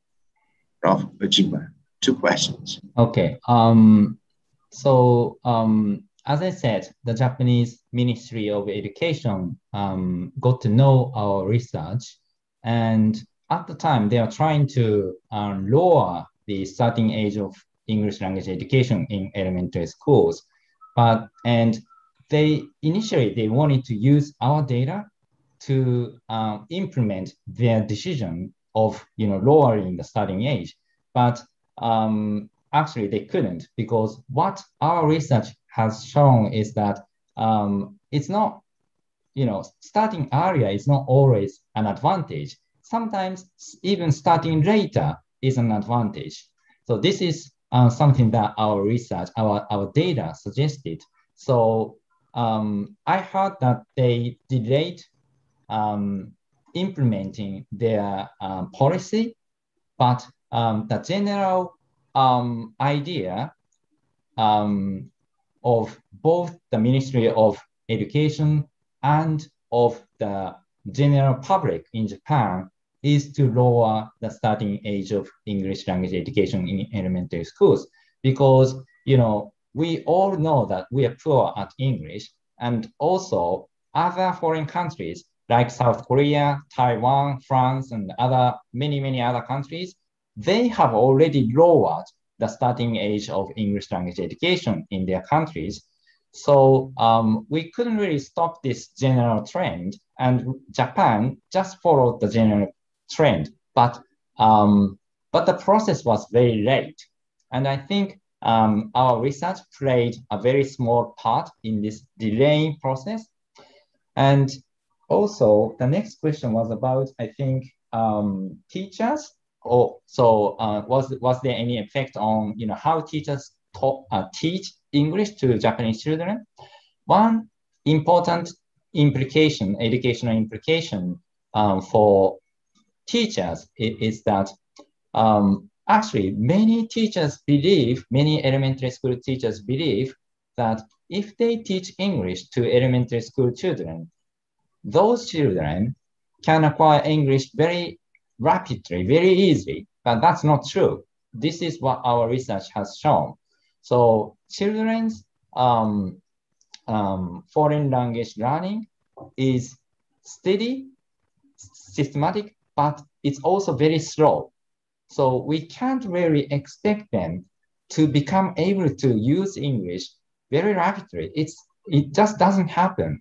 But so many people, including teachers and parents, have a very, very high expectation for early English education. And our message is that we shouldn't have such high expectations for early English language education. We just don't see such rapid developments in elementary school children's English learning. So we should just wait and see. They grow steadily but slowly, and we have to accept it. We just have to wait for them to grow. So that's our message. Okay, I hope I answered the second question as well.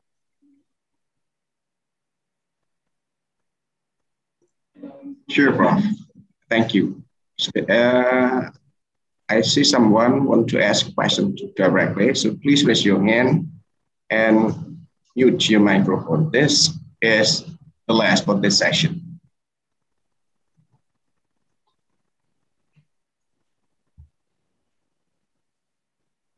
Okay, thank you. Okay, thank you. I'm from STKIP PGRI Jombang. My name is Ningsih. Can you hear my voice?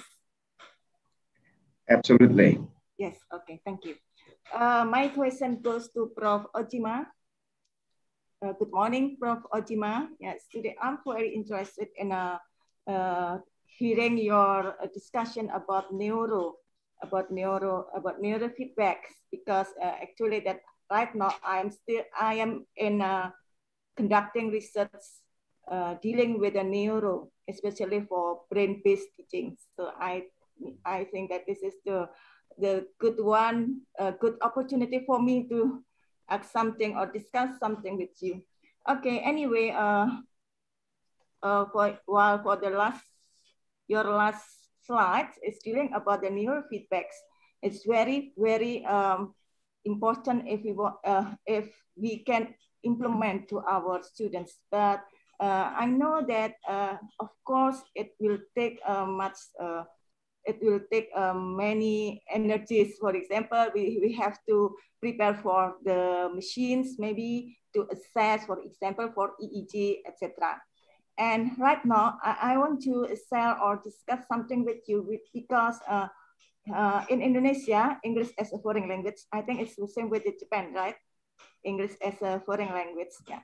But in my college here, that the students sometimes feels nervous when they have in a listening class. Yes, when I hear the procedure that you implement in your research, that is very great.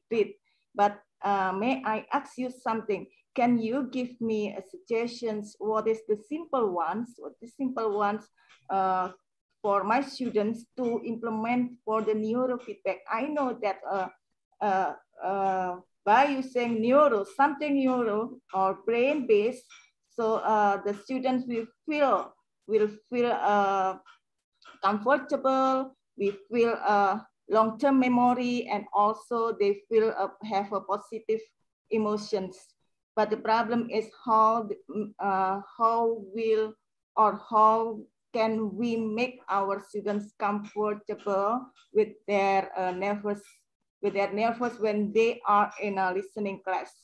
And I know that for this time, for listening, I just give them repetitions, and sometimes I give the visual because I know that by using visual and auditory, both of them, by using collaboration, I'm sure that it will be easier for them to make connection between their brain with their connective.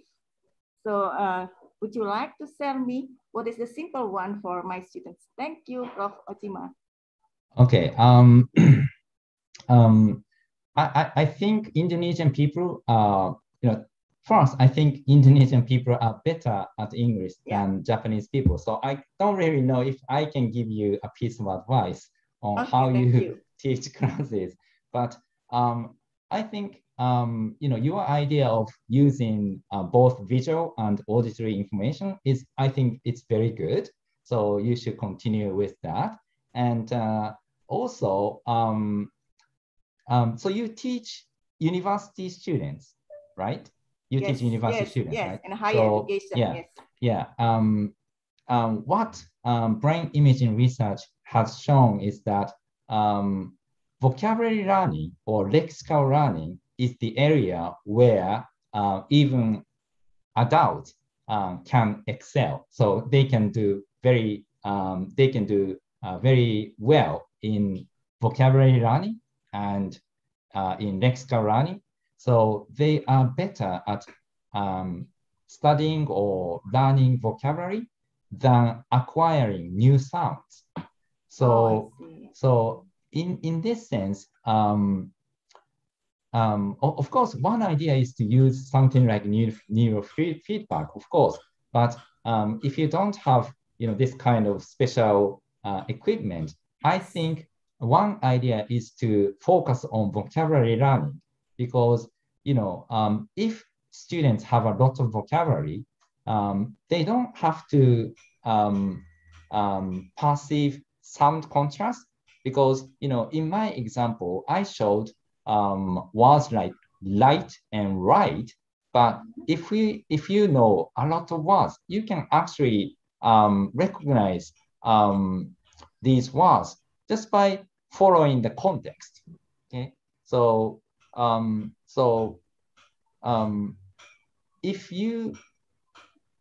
if I have to give you one piece of advice, practical one, I think I would say that I also teach English to university students, and I don't really do this kind of listening focused training in my class, but I think vocabulary learning is more sort of effective, more efficient for university students. But if you teach elementary school children, maybe the situation is a little different, because they are actually quite interested in sounds, any kind of sounds, I think, and they can repeat sounds exactly the way the sounds are uttered. So, and I think university students don't really have this kind of ability anymore. And so maybe this is not something that you wanted to hear from me, but I think if we consider the cost and the benefit, maybe it's a good idea to focus more on vocabulary learning than on listening. It's like a vocabulary learning. So can we employ by using repeated vocabularies, or maybe for the authentics, for the materials of listening. So it means that the students can hear more than once in order to make them more understand. What do you think of this? With the authentic topics. Can you say it again? I don't think I understood your question. Okay. Dealing with the vocabulary learning.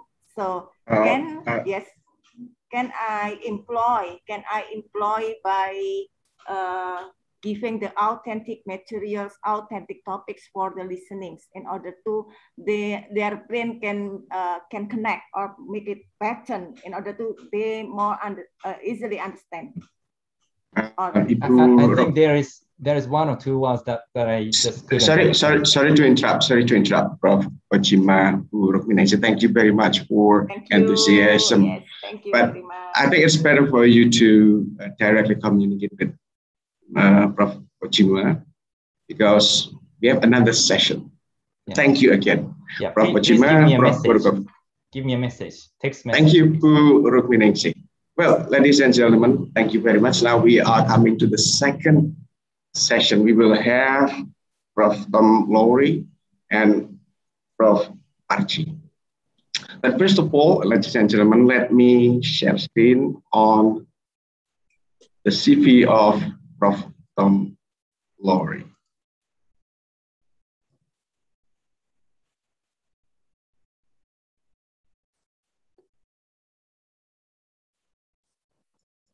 Well, ladies and gentlemen, here's a brief CV of Prof. Lowrie.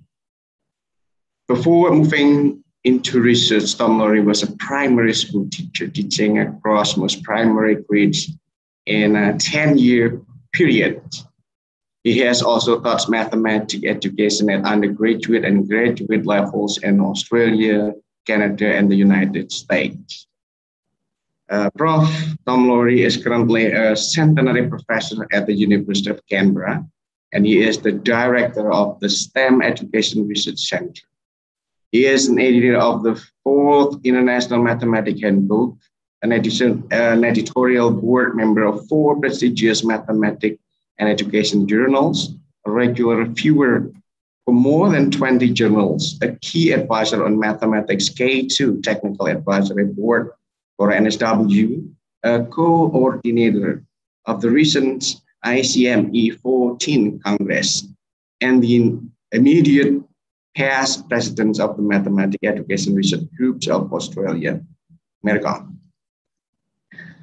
Over the last 5 years, Prof. Tom has received more than Australian dollar 19 million in research funding, including 3 Australian Research Council grant, an Australian Department of Foreign Affairs and Trade Government, a Partnership for Development Awards, to complete a 3-year project promoting mathematics engagement and learning opportunities for disadvantaged communities in West Nusa Tenggara, as well as funding for projects with industry partners such as Samsung, Social Ventures Australia, and Rapid7.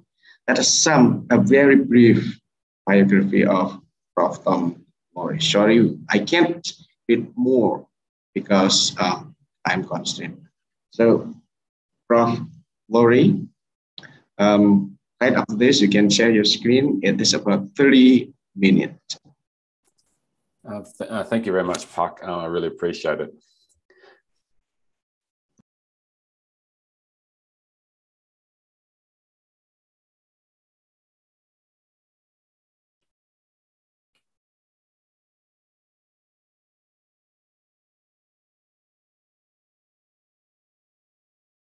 I'm hoping you can see the screen. Already, Prof. It's good? It's good, Prof. Terima kasih. Thank you very much for welcoming me, for a lovely welcome, and I'm looking forward to this presentation, and I hope that it will provide some useful reactions for you. I just wanted to be also mindful of the fact that I'm very conscious of the challenges that are currently happening in Indonesia. I have a very deep felt spot for Indonesian people and the communities, and I'm thinking very much about you. And I know that you are in difficult times now, and I just wanted to acknowledge that you are amazing race and amazing country, and I'm always inspired to be around you.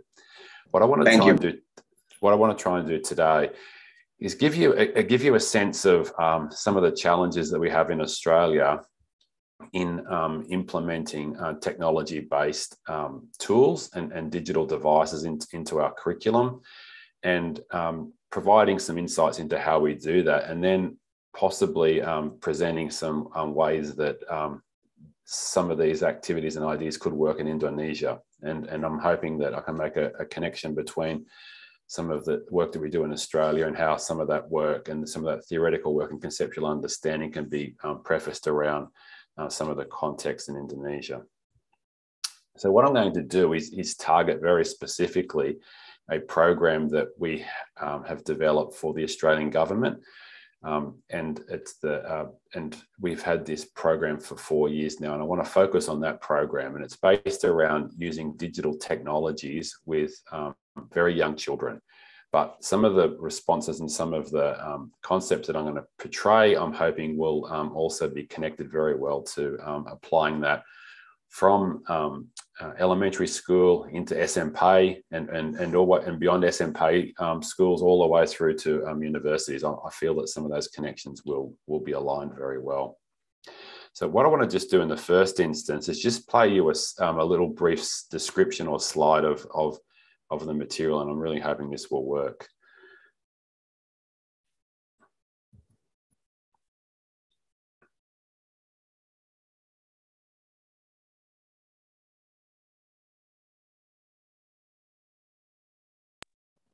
It is inaudible, Prof. The voice is okay? No, Prof, we can't hear. All right, so I'll just talk this through, I think, as I go. So, so we've developed a digital tool, and we've provided that around a whole range of tablet-based work. And we encourage the children to do on and off activities as well as that connectivity. So here we're seeing a pattern activity, here's a mapping activity, here's a dance activity.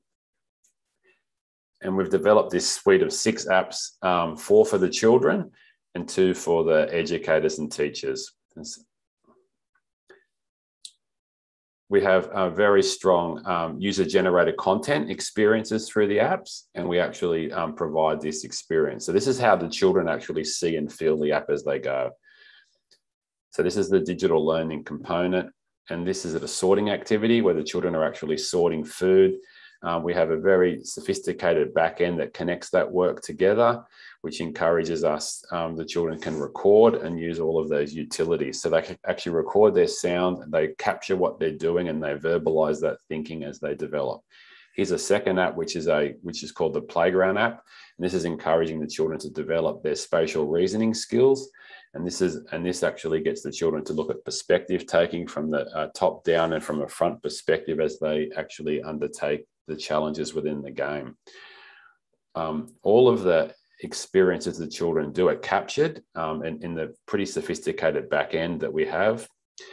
And it's all based around this hub that the educators and the teachers have. So we have achievement standards, and as the children play the apps, those achievement standards are recorded, and we have real-time updates for the teachers to understand where the children are developing their concepts and skills. Here's a little avatars that the children have, and you can actually bespoke this right down to very particular things that children are actually doing. It can capture the children's performance, but it can also capture their voice. It can capture some of the user-generated experiences they develop as they progress through the activity. It's aligned to the early years learning framework, which is our Australian curriculum's foundation way of thinking. And that's captured around what the children do as we develop that. So I'll just show you a few more of the slides as we go through, just to give you a little bit of an idea of what some of these activities are. And of course, you can actually capture that those activities through our ELSA slides as we go.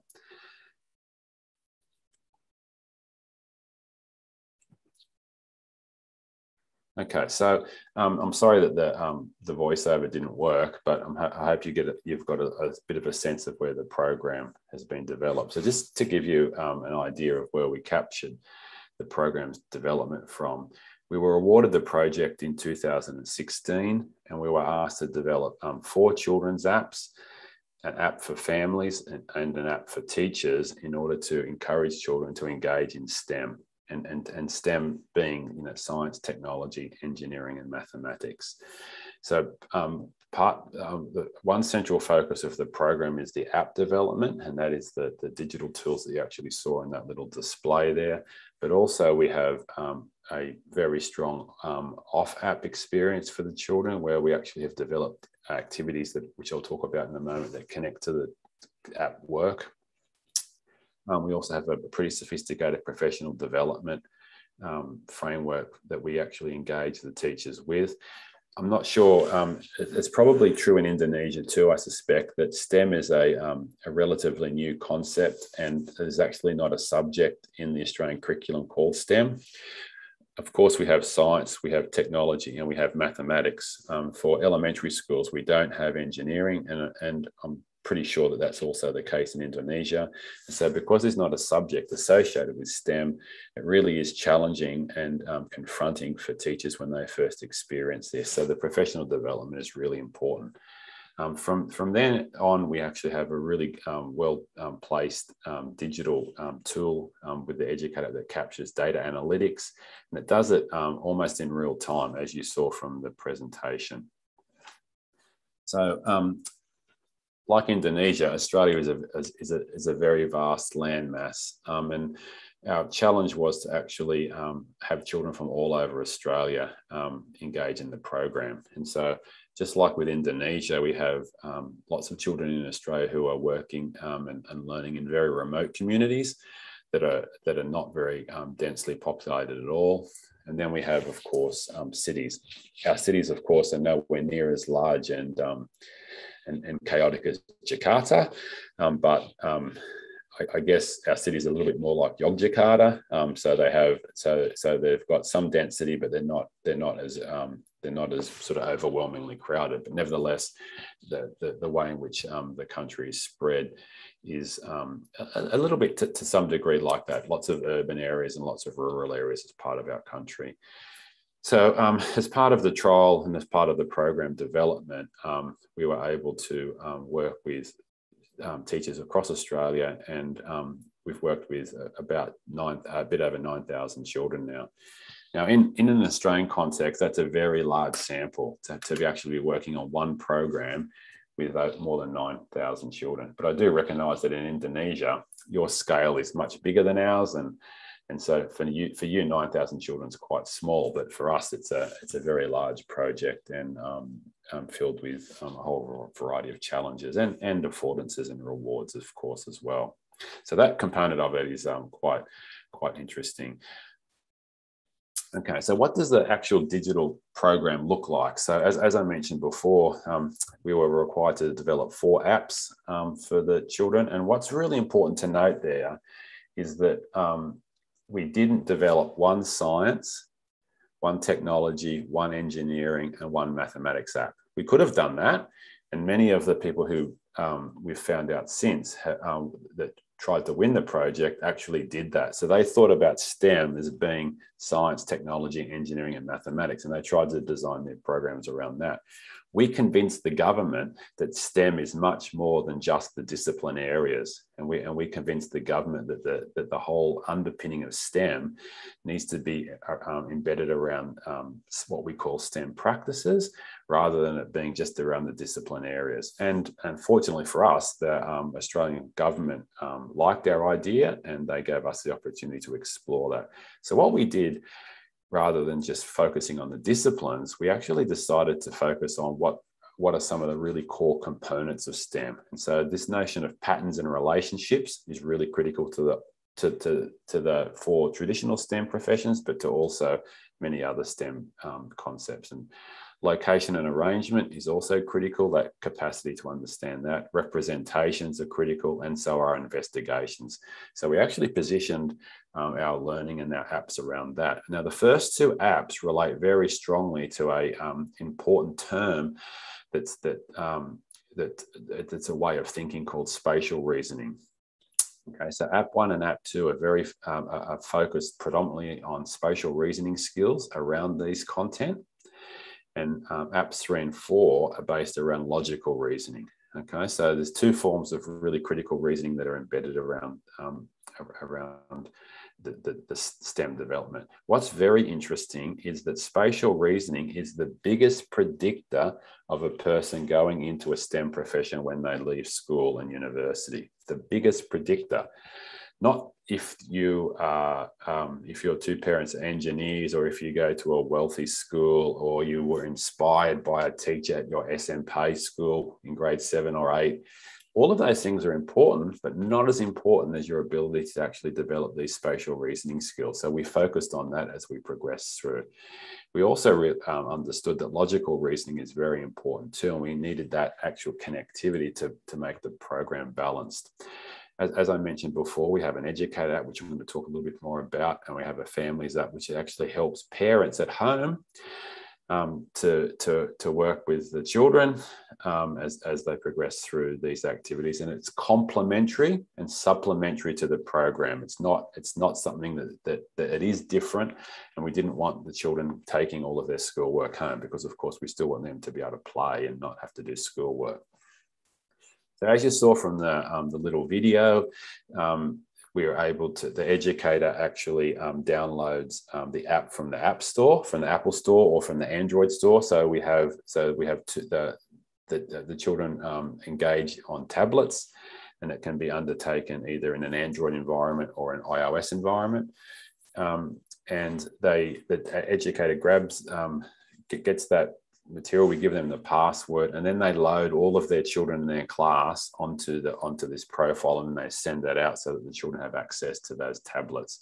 In Australian schools, there's possibly only maybe four tablets in every classroom. So every child does not have a tablet. And I know that's similar in Indonesia. And I know that in some Indonesian schools, there's lots of technology resources. And in other Indonesian schools I've been to, particularly in disadvantaged areas, there's not even one tablet in the entire school. And I understand that.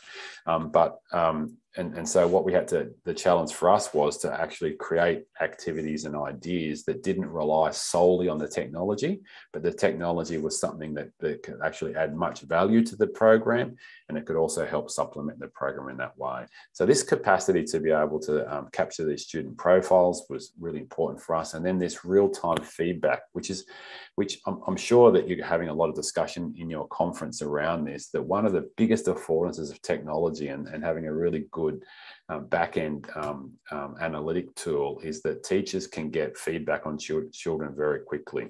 In Australia, our national test at present, the children do the test in May, and the results for the parents and teachers doesn't come back until September, would you believe? Okay, so imagine you do the big national test in May, and the results don't come back till September. That's way too late, and the children have progressed many months of learning since then. And so one of the affordances of technology is to make sure that this is captured, and we can actually undertake this in much more sophisticated ways. So we developed what we call I can statements for the children. So this actually monitors what the children can do. And we felt that was really important. But this is the real key of the program from a technological perspective. We actually capture user-generated content on the app for the teacher. Okay, so for example, when you saw that very brief documentary with the children doing the sorting games, they had little sushi, they had little cut out fruits, they had and they had other forms of food, and they had to sort those in particular ways. Okay, the children then can press from the tablet and actually record and verbalize what their sort is, and that gives the teacher that extra idea about feedback, and it provides much more depth than just a correct or incorrect answer as part of that work. So this UCG is really important, and probably one of the key capturings of our program. And of course, in that ability to be able to track in real time is very helpful as well, and quite useful. Okay, so we had a dilemma in actually developing that program, because what we didn't want young children to do is be reliant on tablets and on technology, because technology and tablets are important for learning, but for young children, they should be outside playing around and experiencing a whole range of tacit experiences and a whole range of learnings that aren't concentrated on them being on a phone or a tablet. Now, I know that in Australia in particular, there's a big concern at the moment that children are spending too much time on social media, and children are spending too much time on tablets and on devices. And there's this strong push to make sure that, and it's called a screen time measure, where children are not allowed to be on screens for more than a particular period of time per day. For older children, for older Siswa, they can be on for several hours a day, but for young children, they're not supposed to be on for more than 1 hour a day. Okay, it's part of a health regulation. So we had to make sure that when we developed our activities and our ideas, that we had a program that was complementary to that, so that it wasn't children just being focused on the tablets or on the technology per se. So what we had to try to do was think about the way in which play and engagement and learning can take place from both a naturalistic experience and a digital experience. Okay, so we drew on really important work around play and how play is important, particularly for young children. But I must say that play is also important for children in SMP schools, and of course, also play is very important for university students as well. If you're not actually engaging, experimenting, and getting into this idea of play, you won't learn as well. But of course, from the digital perspective, there's two types of digital experience. One is an active experience, Okay, and the other is a passive experience. Now, of course, an active experience is far better in a digital environment than a passive experience. So a passive experience basically is you're just watching the screen and you're not actually being able to engage fully in that. And it's much more about rote learning or drill and practice. Okay, so that's passive. An active screen is when the technology and those devices around that technology are being undertaken and used in such a manner that you're actually bringing material into that actual digital device. And that's what we would call active play. So we have this nexus between this active and passive digital experience, and then play, which sits on the outside of that.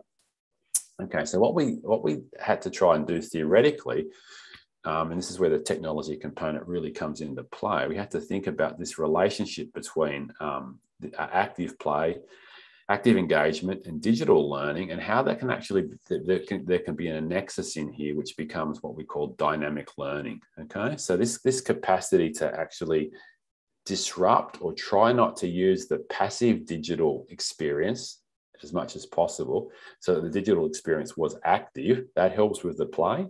And so that we framed that around active engagement, and then that consideration of where that digital play fits into that and how it actually is undertaken is very critical. All right. So we thought about those two aspects, and of course the nexus in between is this notion of dynamic learning. Now, with dynamic learning, that's where the affordance of the technology can move beyond the device. Okay, and that's really important. So it's like this idea that the device itself is only one part of the technology.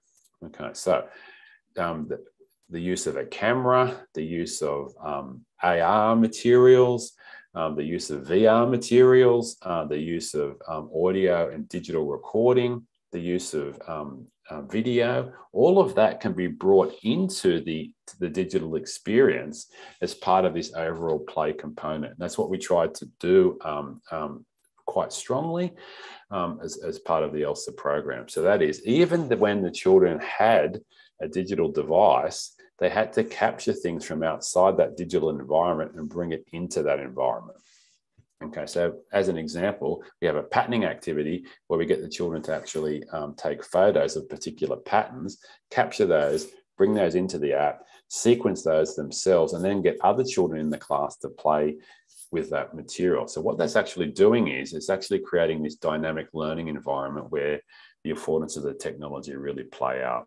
Okay, so we're continually working on ways of trying to use this technology and being able to capture that as we go. So this sort of theoretical underpinning was really critical to how we did it. And I've got a slide at the end of the presentation which has a list of some of our references that I can actually keep on there, so you can see what they are, so you can see where our thinking comes from. So this ability to be able to capture this digital learning and create really well-built apps. From the other side of it, making sure that these practices are non-sedentary, the children are engaging, they're still having this play environment, but it's all being built across that. So we're moving from this idea of these three things being separate and thinking about them actually as a centralized unit or core to work with. And that's how we began to develop the activities and decide what activities could go into the program and what activities we have to leave out of the program and have them as part of really good experiences that can be brought into the program where possible. So it was this connection between the two.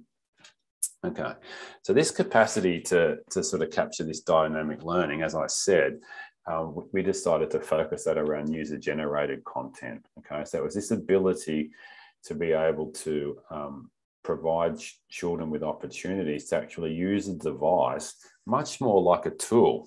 When I first started doing work in technology many years ago now, it was always viewed upon that technology was just simply a tool. But we've seemed to have gone away from that idea, and we're not actually using it as a really sophisticated tool as the technology increases. And so what we tried to do was make sure that some of those tablet-based devices and those affordances could be utilized as much as possible. So you imagine if you have a tablet, there's a whole lot of really very cleverly designed work that's already there that you don't have to program, it's already there. So our coders then were able to capture capture and utilize that material in different ways. Now, of course, computers now, laptops are getting to the point where they have these UCG affordances as well. But typically speaking, the UCG is really helpful for that. And the tablets were really good for this program. So similar to what is the case in Indonesia, the remote schools in Australia don't have very good internet. Okay, so what we wanted to make sure we did was undertake a way of thinking so that teachers and children could still use the devices without being connected to the internet. We felt that was really important. And so once the apps are downloaded, the only times you then have to be connected to the internet is when you want to update on the digital analytics and when you want to update on the materials that are capturing the children's learning. And so in remote areas, for example, the teachers would just do a download once a week, for example, okay? Whereas in the cities and in the schools where the internet is much faster, they could do downloads and be connected to the internet every day for that material to be uploaded and downloaded. But we felt it was important to be able to have opportunities so the children didn't have to be having to access the internet all the time. Of course, if we write the program in HTML5, for example, we then have a different challenge, and that capacity for us then really you do need to be connected to the internet much more regularly. So that was one of the decisions we made, and I'm sure that the participants in the audience today are having similar decisions about whether or not they actually try and undertake material in a tablet form, using Android, for example, or whether they actually start to write and code in HTML5. So for our new project, we've actually decided to actually write in HTML5 rather than the tablet, because tablets in Australia are very expensive. Okay, and schools tend to have things like Chromebooks, for example, which are relatively inexpensive compared to, say, tablets, and so we're moving across that.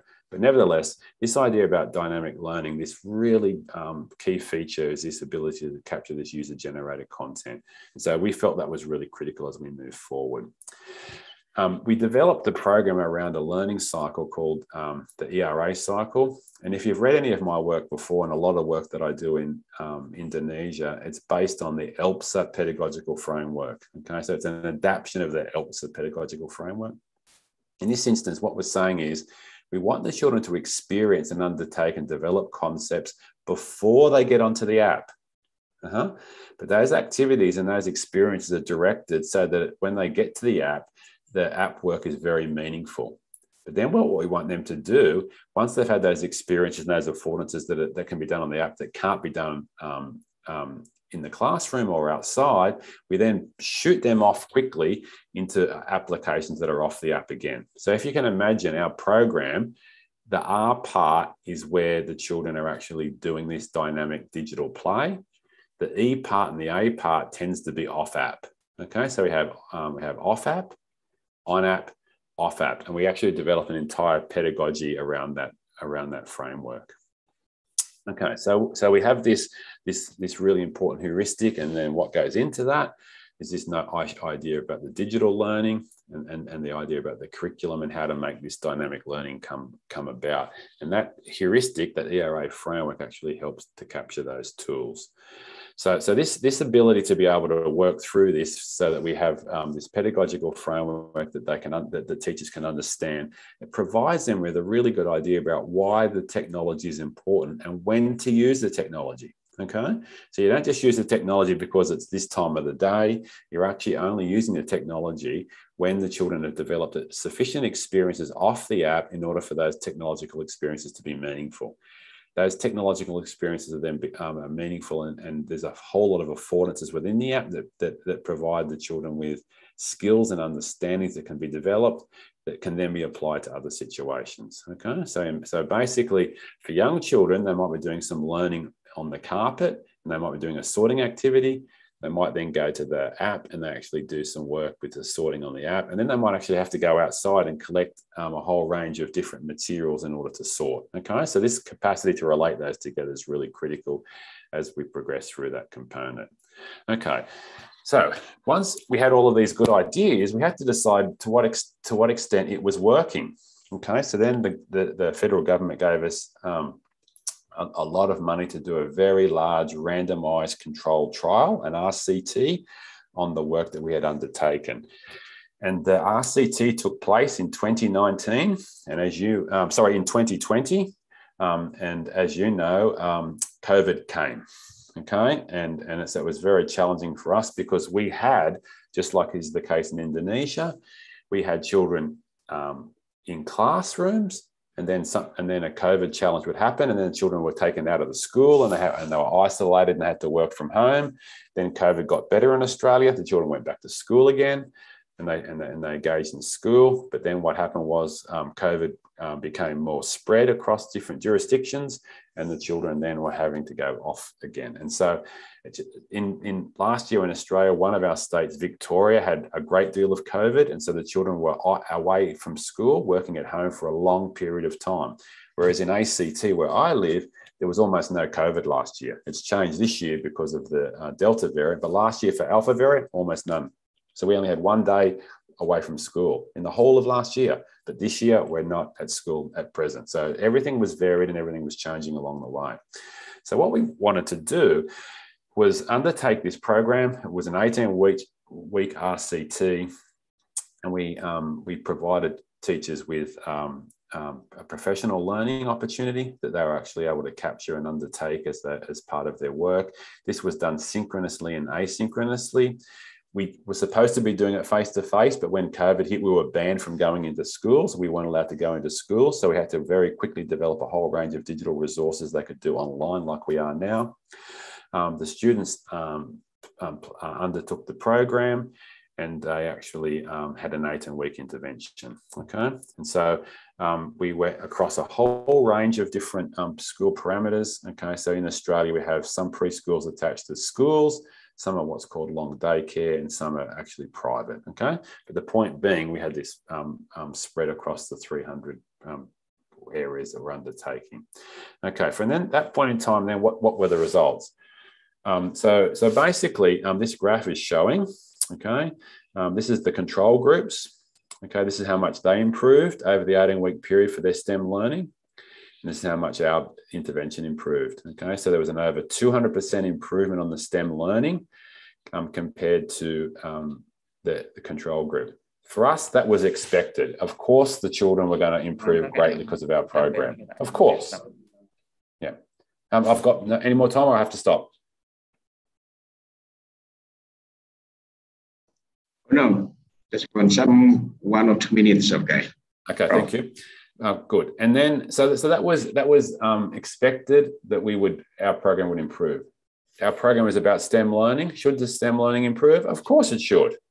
So our program had a concentrator, we had very good PL, and of course we expected that our program would improve much more than what would happen with the business as usual group. But what was very fascinating and very striking to us was that the transition to numeracy development doubled as part of the STEM program. So there was a very strong association between our program and the children's performance on mathematics and numeracy. And this was the real key of the RCT. And so at present, we have the findings that have been considered in an international journal, the Journal of Educational Psychology, a very prestigious journal, and hopefully those results will be published soon. But this was the real key of our program, that there's this transfer effect, far transfer effect to that program, was very exciting, okay? And the children's performance actually doubled. Okay, so here's some references of some of the work, and I'll stop sharing now for questions. I'm hoping that I've been okay with time. Okay, thank you, Prof. Well, ladies and gentlemen, now we come to the last keynote speaker. That's by Professor Dr. Parji, M.Si. But before he present the material, I would like to inform you a brief biography of Professor Dr. Parji, M.Si. Well, ladies and gentlemen, undergraduate degree on civic education He earned from IKIP Malang in 1990, master's degree from Universitas PGRI Madiun, Surabaya, 2002, and doctoral degree from Universitas Merdeka Malang in 2010.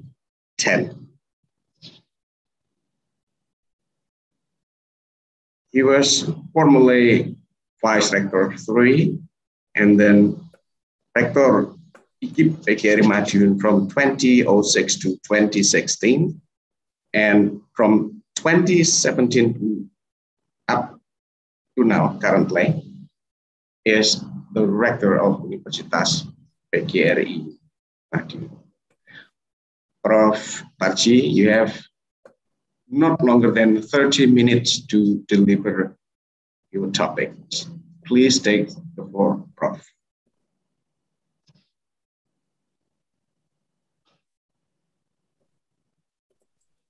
Terima kasih Pak Sigit. Assalamualaikum warahmatullahi wabarakatuh. Selamat siang, salam sejahtera untuk kita semua.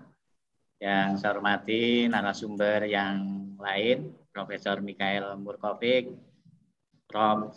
Ojima, Prof. Lowrie. Perkenankan pada siang hari ini pada para peserta seminar menyampaikan gagasan yang mungkin saya sampaikan agak umum sifatnya, tetapi kita sambungkan ya dengan tema yang ada pada siang hari ini, yaitu tantangan dan peluang perguruan tinggi pada era revolusi industri 4.0 dan pandemi COVID-19. Well, ladies and gentlemen, Prof. Parji bring us the topic of higher education institutions, their challenges and opportunities in IR 4.0 and COVID-19. Next, Prof. Oke, kita cermati bahwa tren perkembangan pendidikan tinggi sekarang ini mengarah kepada 6 hal menurut saya. Jadi yang pertama itu berorientasi pada universal higher education. Jadi sekarang ini dalam konteks pendidikan tinggi di dunia itu sudah sangat terbuka, sehingga orientasinya juga sudah sangat universal dimanapun. Bahkan pemeringkatan perguruan tinggi di dunia juga sudah sangat terbuka, gitu ya. Kemudian yang kedua, open content dan MOOC. Jadi dari sisi konten juga sangat terbuka. Sekarang juga MOOC menjadi tren dalam pendidikan tinggi. Masif open access course ini menjadi tren yang saya kira menemukan relevansinya ketika sekarang ini kita menghadapi situasi sulit pandemik global. Yang ketiga, relevansi dan kontribusi terhadap ekonomi. Terutama di Indonesia, sekarang menjadi bahasan utama bahwa pendidikan tinggi diharapkan memberikan kontribusi kepada pengembangan dan perkembangan ekonomi. Ini sangat penting dalam rangka untuk meningkatkan daya saing bangsa. Dan kompetensi, mohon maaf salah ketik, kompetensi tentu sekarang ini ditunjukkan dengan berbagai sertifikasi dan akreditasi nasional maupun internasional. Dan yang tidak kalah penting pada hari ini karena dunia pendidikan, dunia riset menghadapi persoalan yang sangat serius, yaitu pandemi global, pandemi COVID-19, maka mau tidak mau pendidikan tinggi harus memberikan respon yang cepat terhadap situasi pandemi COVID-19 ini, tentu dalam banyak aspek. Ya, hari ini kita tentu berbicara dalam konteks pendidikan dan penelitian. Dan yang keenam, diperlukan orientasi yang total menurut hemat saya, karena hari ini terjadi disrupsi dalam pemasaran market dan disrupsi dalam teknologi. Dua hal yang saya pikir tidak bisa dihindari oleh dunia pendidikan kita. Nah, kalau kita lihat dalam konteks pendidikan tinggi di Indonesia itu yang pertama tentu kita mau tidak mau harus menghadapi revolusi industri 4.0, tetapi di sisi lain juga kita sedang mengalami kesulitan karena pandemi COVID-19. Dari sisi regulasi negara, pemerintah dalam merespon berbagai situasi itu menggulirkan apa yang disebut dengan Kampus Merdeka dan Merdeka Belajar atau Kampus Merdeka, ya, MBKM. Ya.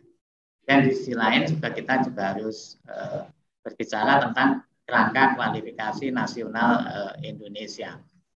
Ini aspek-aspek penting yang mau tidak mau harus bisa ditangkap dan dipadukan dalam bentuk strategi, program maupun action real.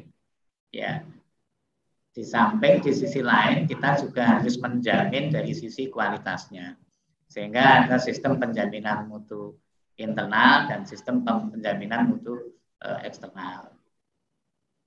Nah, kira-kira berdasarkan standar pendidikan yang ada berdasarkan Permen nomor 62 tahun 2016 itu, gitu ya, kita dalam menjaga kualitas pendidikan kita itu ada internal quality assurance, ya, berbagai standar harus dipenuhi, ya. Di samping juga ada external quality assurance yang ini ditunjukkan dengan proses akreditasi, ya.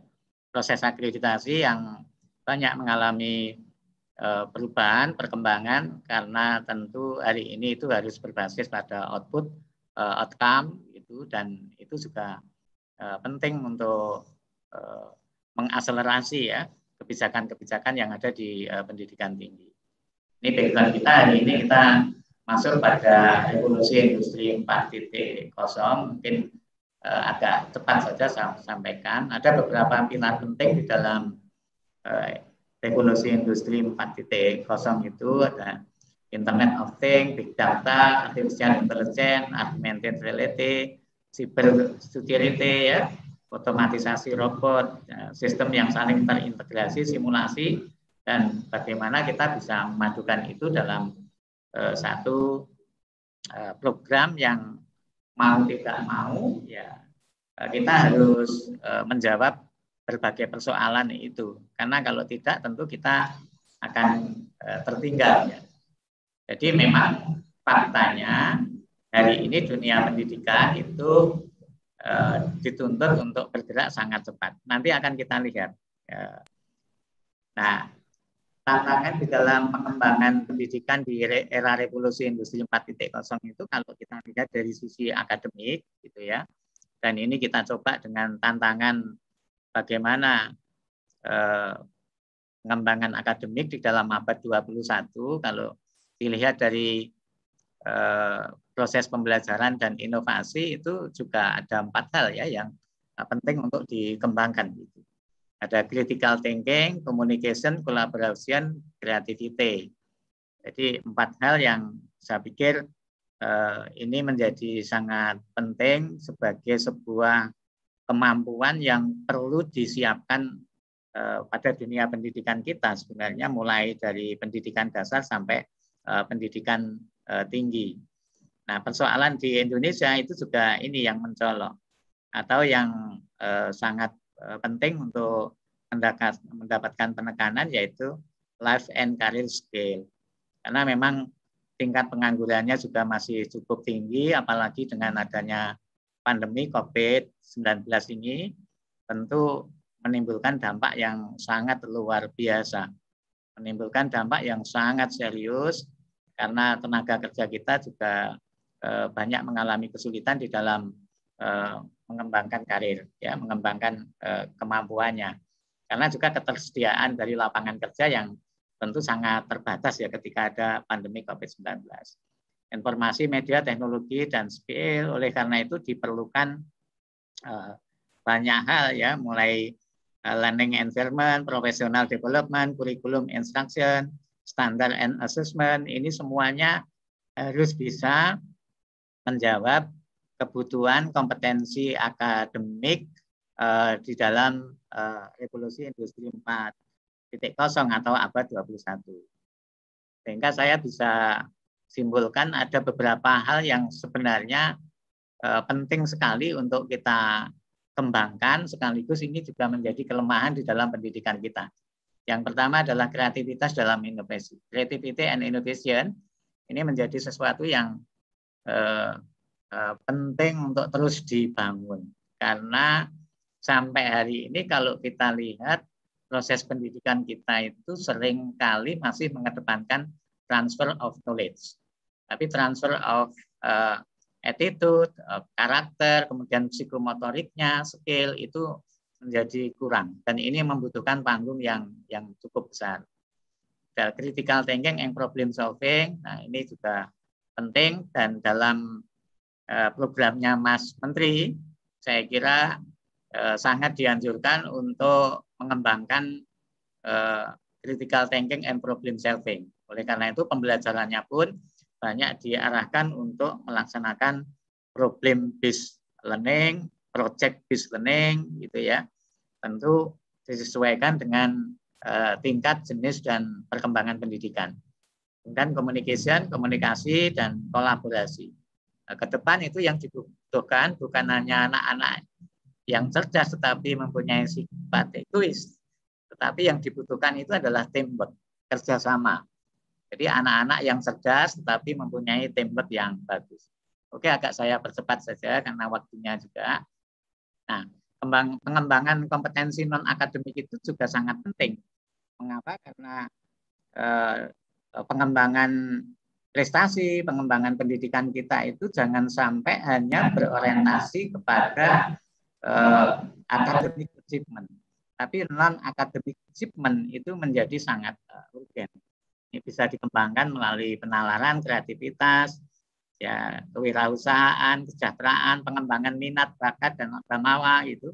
Mohon maaf, di Indonesia itu dalam pendidikan dasarnya ya itu kurang memberikan panggung bagi pengembangan minat bakat.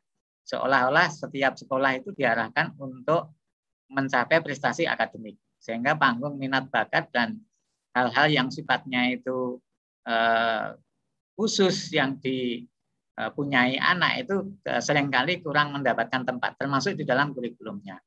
Dan ini penyelarasan dunia kerja sudah pasti tadi juga sudah banyak kita singgung. Nah, yang tidak kalah pentingnya adalah penanaman mental, spiritual, wawasan kebangsaan, bela negara. Ini bagi pendidikan di Indonesia sangat penting.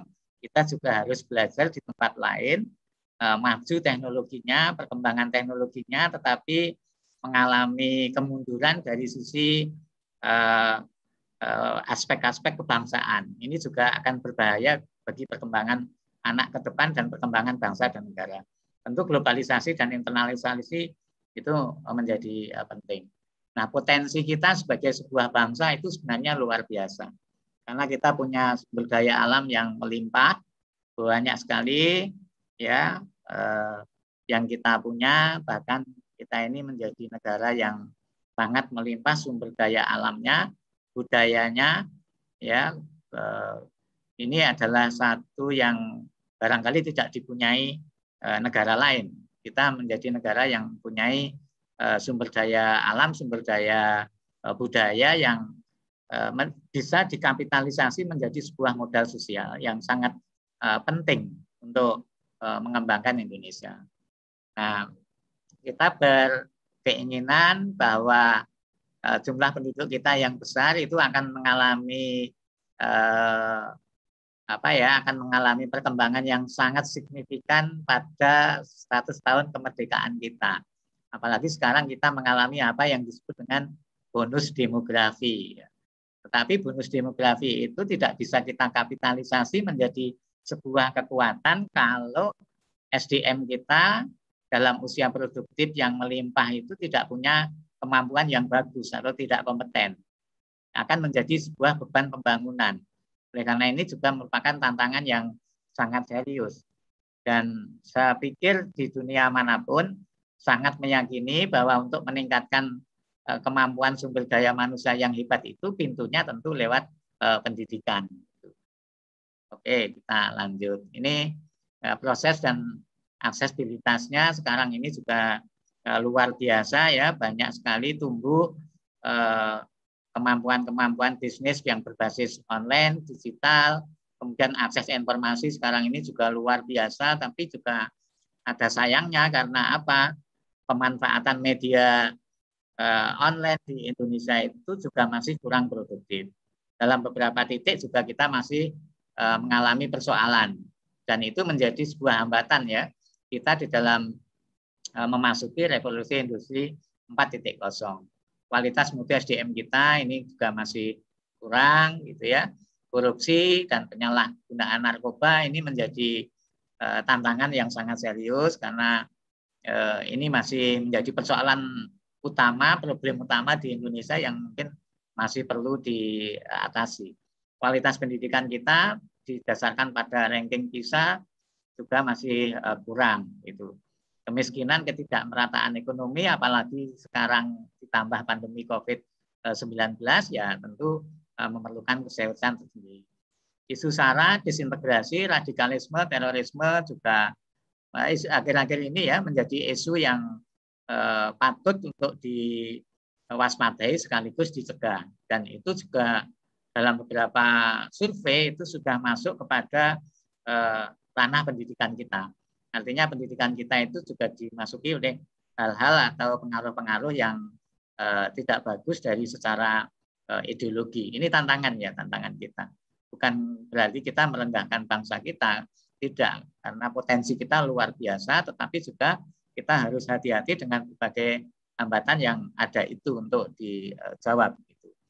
Nah, sebenarnya kalau kita bicara tantangan revolusi industri 4.0, peran kreativitas, inovasi, dan kemampuan atau keterampilan itu ya sangat penting karena esensinya nanti kita akan menghadapi kompleks problem solving. Anak-anak kita harus dibiasakan untuk menghadapi ini, termasuk mahasiswa. Critical thinking, analisis, creativity, ingenuity, ya, inisiatif, ini attention to detail. Ini kita harus dari beberapa survei juga salah satu kelemahan kita itu analisis yang mendalam itu masih belum menjadi bagian penting di dalam pendidikan kita. Emotional intelligence, people management, ya, persuasi, negosiasi, karena kita bangsa yang besar, bangsa yang majemuk, maka bagaimana kita menegosiasikan kemajemukan kita itu menjadi sebuah kekuatan, itu juga penting untuk ditampilkan. Koordinasi dan manajemen leadership, ini cognitive flexibility. Ke depan saya kira memang ini beberapa ini hampir sama, saya pikir Pak moderator, Pak Sigit. Jadi ya, jadi peran literasi baru dalam pengembangan pendidikan kemahasiswaan kalau di pendidikan tinggi itu ya akan bertumpu pada 3 hal ini. Jadi yang pertama adalah literasi dasar, literasi data, ya, atau yang populer sekarang big data, gitu ya. Kemampuan untuk membaca, analisis ya dalam menggunakan informasi di dunia digital ini juga masih menjadi bagian yang penting. Literasi teknologi, itu ya. Saya tahun 2000 dalam sebuah seminar nasional, jadi tahun 2000 sudah sangat lama sekali, mungkin 2021. Saya ingin sampaikan kepada peserta bahwa ketika kita ingin menjadi bangsa yang maju, bangsa yang hebat, maka ada 3 pilar yang tidak boleh dilupakan. Yang pertama itu adalah karakter, pendidikan karakter. Yang kedua, kuasailah teknologi, terutama teknologi informasi. Dan yang ketiga adalah penguasaan bahasa. Nah, ini sekarang menjadi sangat relevan. Ketika tiba-tiba ada pandemi COVID-19, maka kita mengalami kesulitan ya di dalam persoalan literasi teknologi. Banyak yang mengalami gagap teknologi, sehingga pembelajaran daring itu butuh penyesuaian yang cukup panjang karena banyak guru yang mungkin juga tidak melek teknologi atau kurang di dalam kemampuan teknologi. Meskipun literasi teknologi di sini itu pemahamannya agak lebih mendalam, lebih canggih, ya, cara kerja mesin, aplikasi teknologi, ini menjadi kemampuan-kemampuan yang penting untuk dikembangkan. Tapi dari semua itu juga yang sangat penting adalah literasi manusia. Jadi literasi humanitis ya, komunikasi, desain ya, bagaimana kita membangun sebuah masyarakat pendidikan yang menghargai sesama, menghargai budaya, menghargai orang lain, itu juga menjadi bagian penting. Jangan sampai anak-anak kita ada gejala bahwa anak-anak kita menguasai teknologi, tetapi mungkin dari sisi komunikasi, kemampuan komunikasi juga mengalami pengurangan. Nah, ini tantangan pendidikan pada masa pandemi COVID-19. Ini kita tahulah bahwa pendidikan kita ini mengalami persoalan atau masalah yang saya pikir ini butuh percepatan untuk menangani. Saya kebetulan meneliti selama COVID ini beberapa riset yang saya unggah di beberapa jurnal juga menunjukkan bahwa manajemen sekolah kita pada masa krisis itu masih menunjukkan tingkat kepasrahan saja kepada situasi.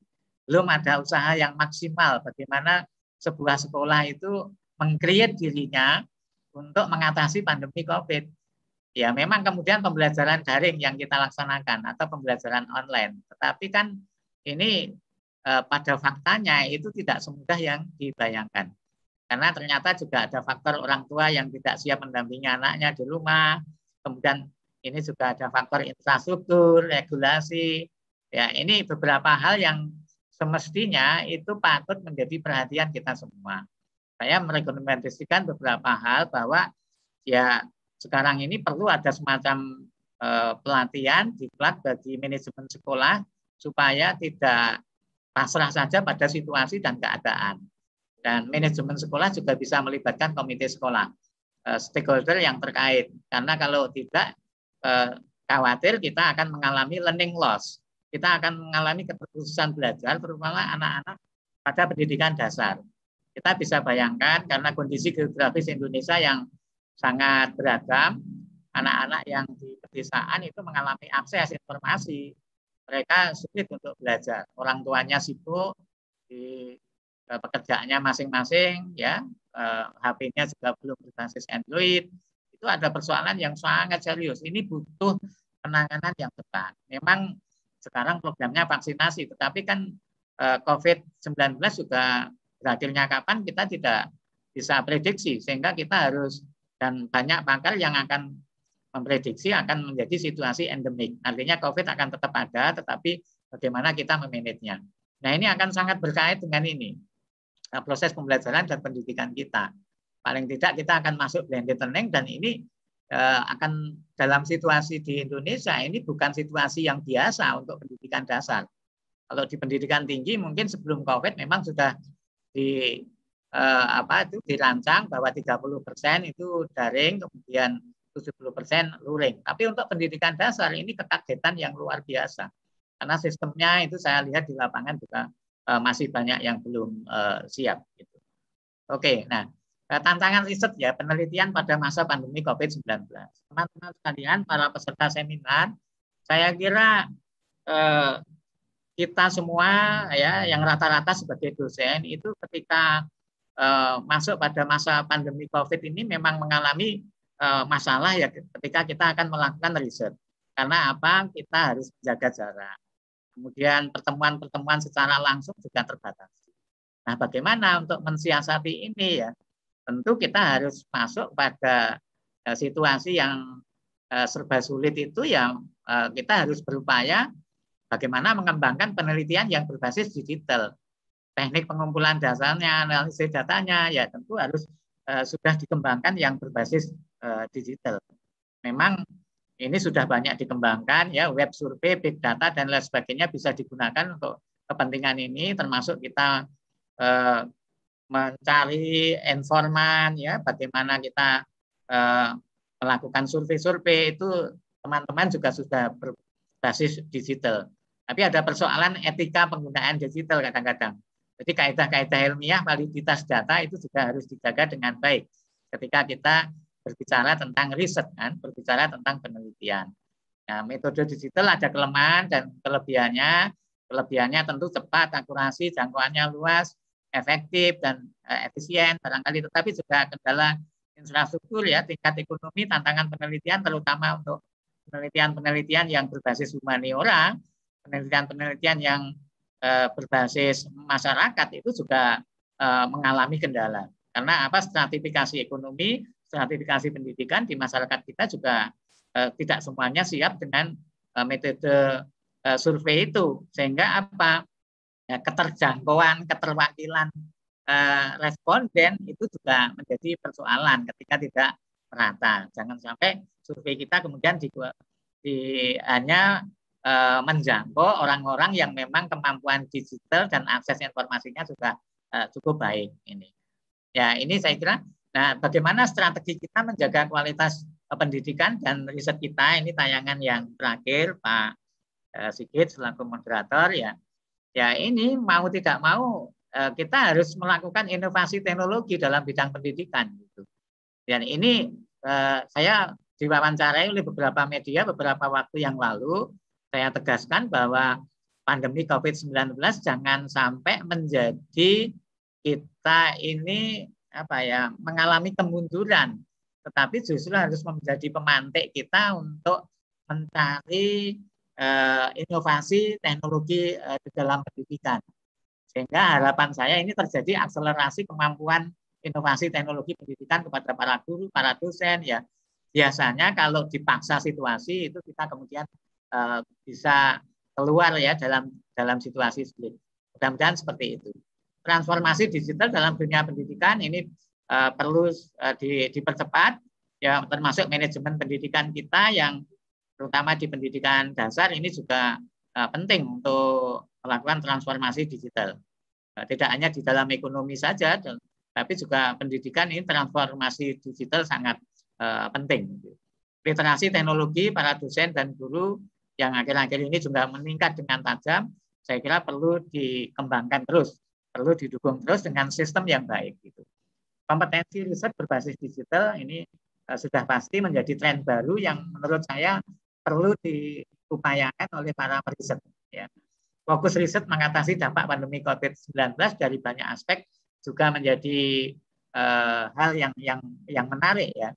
Karena ini tidak hanya masalah kesehatan saja, tetapi juga ekonomi, pendidikan, kemudian juga tidak kalah pentingnya juga dampak sosialnya. Ketika pandemi COVID-19 kan kita juga harus menjaga jarak, kemudian menghindari kerumunan, ini juga mau tidak mau akan berakibat kepada kehidupan sosial kita. Gitu. Jadi ini juga akan memberikan dampak pada konfigurasi sosial. Nah, ini menjadi menarik untuk bidang riset yang kita lakukan. Gitu. Nah, yang lebih penting saya kira kita tahu semua bahwa ekosistem penelitian dan anggaran di tempat kita itu masih sangat terbatas, tapi kita bersyukur bahwa sekarang ini banyak hibah-hibah penelitian yang mungkin bisa menstimulasi kita untuk mengadakan penelitian yang ke depan. Gitu. Saya pikir itu para peserta seminar yang berbahagia, saya sampaikan hal-hal yang mungkin agak umum, general, tetapi juga dalam rangka untuk mengembangkan ya bagaimana pendidikan kita dan riset kita ke depan itu tetap prima, tetap berkualitas dalam situasi yang memang mau tidak mau harus kita hadapi, yaitu revolusi industri 4.0 dan dalam situasi pandemi COVID-19. Terima kasih Pak Sigit. Mohon maaf kalau ada kekurangan. Wassalamualaikum warahmatullahi wabarakatuh. Ladies and gentlemen, that's all the presentation by Prof. Lowrie, Prof. Parji. Now it's time for us to have QA session. If there is anyone who would like to ask question directly, you may raise your hand.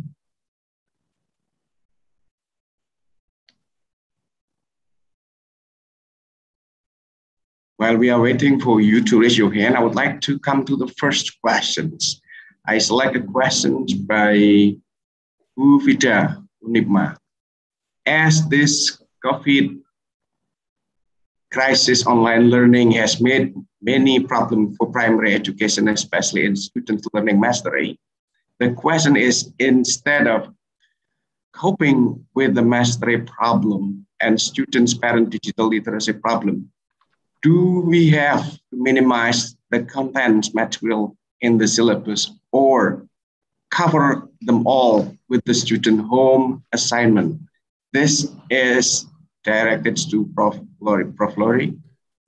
Yeah, thank you, Park. This is a very good question. And I've noticed that there's been an increase in the desire for children to have content during COVID because they're worried that the children will miss out. And I think to this very important question, what's happening is that children are just getting frustrated with all of the content they have to cover because they haven't got the important scaffolds that they would normally have in the classroom.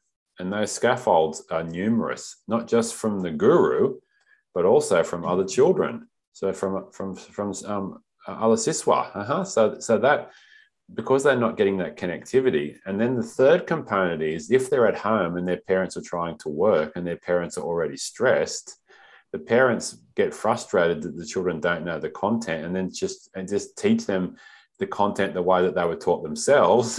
And of course, that actually then also disrupts that capacity. And of course, it's not easy for parents to be a teaching guru while they're trying to do many other things in their life. I understand. But if we strip back the content and actually try to create deep thinking and have less content, we might have the children more ready when they get back into a more normal life that doesn't have the pandemic to catch up faster. That's my view.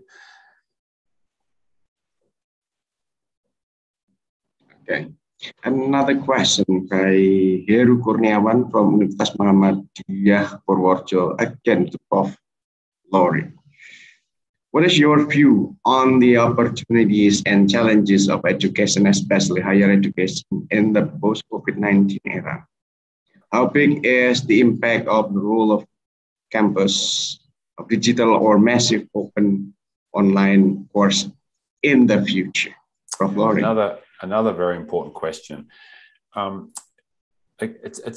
response is somewhat similar to my first question, that particularly for undergraduate students, campus life is very important.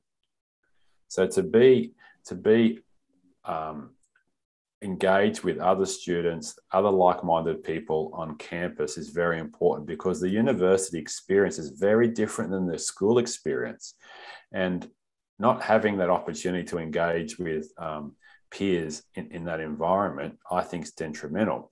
On the other side, it could become very easy for students not to want to go to university because it's easier for them to learn online because they have more flexibility and they can actually undertake their work in different ways. And they might think, why do we need to go to university anymore? And I think that would be a big danger. And so we have a challenge to provide our governments with advice that online experience is important and it's helpful and beneficial, but it can't replace the face-to-face experience, particularly for undergraduate students who need that other connectivity and that dynamic, so they're actually learning from others as much as they are from the guru as the professor. Okay, I think the same questions can be answered by Prof. Parji. The questions is the same. Bagaimana pandangan Bapak mengenai tantangan pendidikan, khususnya pendidikan tinggi di masa pasca COVID-19?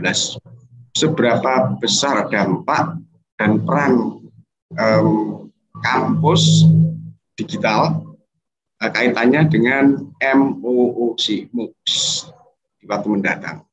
Please, Prof. Oke, jadi saya pikir memang kita semua harus beradaptasi secara cepat ya. Jadi kampus perguruan tinggi saya pikir juga harus menyiapkan program-program pendidikannya itu lebih terbuka, karena mau tidak mau ini menjadi sesuatu yang baru dan masif open access course itu menjadi tren yang mau tidak mau harus kita laksanakan. Karena apa? Karena ya sekarang sudah semakin terhubung, perguruan tinggi hebat di dunia juga sekarang sudah banyak membuat program-program yang bisa diikuti oleh siapapun di seluruh dunia dengan program yang sangat terbuka, asesmennya juga sangat terbuka, dan ini akan menjadi tren baru di pendidikan tinggi. Gitu. Nah, di dalam riset, dalam penelitian, saya pikir juga kita harus semakin kreatif, harus semakin mengupayakan bahwa digitalisasi dalam riset itu juga menjadi program penting. Jadi hal-hal yang mendasar kita tidak boleh berbicara pendidikan penelitian gitu secara konvensional seperti yang dulu-dulu. Kita harus sudah beranjak ke hal-hal yang lebih maju, terutama berbasis digital. Ya memang hari ini kita tidak sempurna ya di dalam proses pembelajaran daring saja, ya tidak semuanya siap, belum semuanya siap. Tetapi ini tren yang tidak bisa kita hindari. Oleh karena itu manajemen pendidikan tinggi juga harus mengikuti. Saya kira itu. Ya. Okay, thank you. The second from Heri Kurniawan. Educational disruption must be recognized as a real opportunity or threat in line with the development of information technology, which is characterized by easy access, low cost, and increasing quality and quantity. What does need to be prepared by educational institutions to deal with this? Prof. Lowrie? It's interesting statement about accessibility and low cost and high quality, and sometimes those elements don't connect together because often if we want to develop high quality, it's very expensive, we find, and so that challenge, it's almost like an inverse relationship. So that challenge between establishing high quality and providing the affordances that technology have and new technological affordances and creating the opportunity for that goes in sometimes in an opposite direction than what it does to remain low cost, accessible and affordable for all. And so we have a dilemma there, and it might well be that we need to have a variety of different representations of digital work in order to balance that out, because we can't just have everything that's high end, highly advanced, because it's too expensive. Yeah. Okay, Prof. Parji. Disrupsi pendidikan harus dipahami sebagai peluang sekaligus tantangan. Sejalan dengan perkembangan saintek yang ditandai dengan kemudahan akses, kemudian biaya yang relatif ringan, kemudian meningkatnya kuantitas dan kualitas, apa yang harus disiapkan oleh dunia pendidikan untuk menghadapi hal ini? Prof. Ya, terutama di Indonesia, salah satu kelemahan kita itu adalah big data, sistem, kemudian infrastrukturnya. Maka ketiga hal tersebut adalah menjadi prasyarat bagaimana kita mengembangkan tantangan-tantangan di dalam revolusi industri 4.0 itu. Jadi membangun sistem, infrastruktur, dan tentu juga regulasi-regulasi yang sampai hari ini sudah sangat terbuka menurut saya. Di dalam kebijakan kampus Merdeka, Merdeka Belajar, saya kira juga setiap dosen, setiap kampus diberi otorisasi untuk mengembangkan diri. Ini saya kira peluang yang sangat bagus. Nah, kelihatannya Mas Menteri sangat paham dengan itu, tetapi itu tidak cukup. Karena membutuhkan ekosistem. Saya tadi bicara tentang ekosistem. Karena ekosistem itu yang hari ini juga menjadi kelemahan kita. Budaya untuk melakukan riset, ya, atmosfer mutu, atmosfer berprestasi, atmosfer bersaing, itu yang perlu ditumbuhkan. Saya melihat bahwa tantangan kita yang paling besar itu justru mengembangkan atmosfer dan budayanya itu, baik dalam atmosfer mutu maupun dalam mengembangkan atmosfer riset. Itu menjadi bagian penting yang harus terus tanpa kenal lelah kita kembangkan. Saya pikir itu yang penting. Jadi ada 3 hal: infrastruktur, sistem, dan tadi ya ekosistem yang kita kembangkan. Yeah. Thank you, Prof. Yeah. Participants, if you want to participate asking questions, please raise your hand.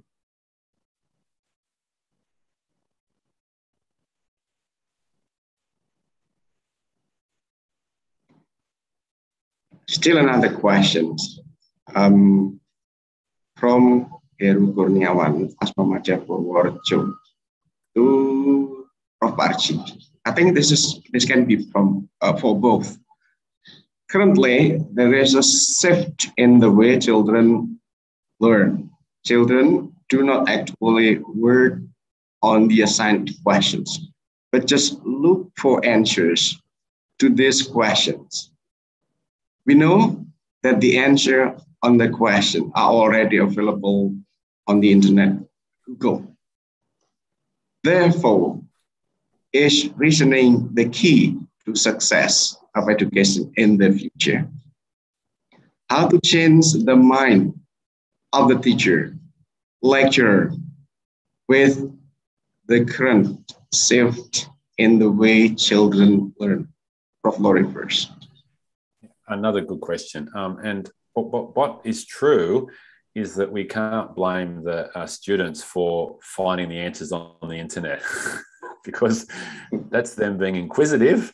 And if we provide them with challenges and questions that are already up, why would we expect them not to find it there and just locate? So I think from our perspective, we've got to try and develop challenging problems and challenging tasks for students to solve that don't necessarily have single right answers and don't necessarily have one way to do it. And then they'll realize very quickly that they need to actually think and be creative, and that they can use the digital resources to capture information, but the answers won't be there for them. If the answers are there for them, it's because the questions we've posed are not quality questions. All right, Prof. Now we turn to Prof. Parji again. Prof, there's a question. Saat ini ada perubahan cara anak-anak belajar. Anak-anak tidak sesungguhnya bekerja atau mengerjakan tugas-tugas atau yang ditugaskan, tapi hanya mencari jawaban atas pertanyaan. Kita tahu bahwa jawaban atas pertanyaan-pertanyaan itu sudah ada atau bisa ditemukan di Google. Karena itu penalaran adalah kunci untuk sukses di pendidikan mendatang. Bagaimana untuk mengubah nalar atau pikiran guru atau dosen menghadapi keadaan yang seperti ini, perilaku anak yang seperti Prof. Parji? Ya, terima kasih. Pertanyaan yang sangat bagus. Jadi saya pikir memang problem kita hari ini itu mengkondisikan bagaimana proses pembelajaran anak-anak itu tidak bersifat transfer of knowledge. Tidak hanya berbasis pada pengetahuan, tetapi lebih banyak harus dihadapkan kepada problem-problem masalah real yang dihadapi oleh mereka hari ini dan akan datang. Dan itu bisa terjadi ketika guru, dosen itu mengkondisikan.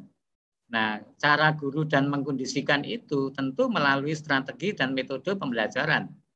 Strategi metode pembelajarannya harus dirubah. Assessment-nya juga harus dirubah. Jadi titik kuncinya itu pada strategi, metode, teknik, dan taktik pembelajarannya itu harus dirubah.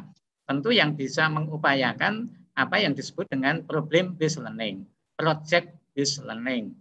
Bagaimana anak-anak itu bisa berpikir tidak hanya konvergen tetapi juga berpikir divergen. Itu penting untuk terus dikembangkan. Siapa lagi yang mengkondisikan kalau bukan guru dan dosennya? Saya termasuk orang yang sangat meyakini kurikulum itu dirubah seperti apapun, kuncinya ada pada guru. Jadi ujung tombaknya itu guru. Ya, mau kurikulum itu dirubah seperti apapun, kuncinya pada guru. Ketika gurunya itu berkualitas, ketika gurunya itu mampu mengkondisikan, gurunya itu mengerti apa yang dibutuhkan anak-anak hari ini dan yang akan datang, itu akan selesai sebenarnya. Jadi ya ini PR kita, makanya kita berpikir pendidikan di Indonesia itu harus dari hulu sampai hilir, semuanya harus selesai. Yang memproduksi guru juga harus dibenahi, caranya menghasilkan guru juga barangkali perlu ada adaptasi-adaptasi yang sesuai dengan perkembangan yang akan datang gitu. Kalau tidak ada perubahan yang signifikan dari sisi itu ya akan susah. Tentu akan kita ini kadang-kadang lucu ya. Lucunya apa? Proses pembelajarannya itu sudah tidak sesuai dengan kebutuhan anak, assessment-nya, proses penilaiannya juga hanya berbasis kepada multiple choice saja. Jadi tidak punya anak-anak tidak dididik untuk memberikan alternatif jawaban-jawaban yang lebih bebas. Nah, itu yang harus kita kembangkan ke depan, menjadi PR kita semuanya. Saya pikir itu yang ya kuncinya di situ gitu. Karena semua yang mengkondisikan kan guru, meskipun sekarang paradigma pendidikan kita itu kan paradigma student centered learning. Jadi berbasis kepada anak-anak, tetapi pengkondisian pembelajarannya tetap yang mengupayakan adalah para guru dan dosen. Sehingga kita percuma saja ngomong student centered learning ketika gurunya, dosennya juga tidak paham dengan itu gitu loh. Ya.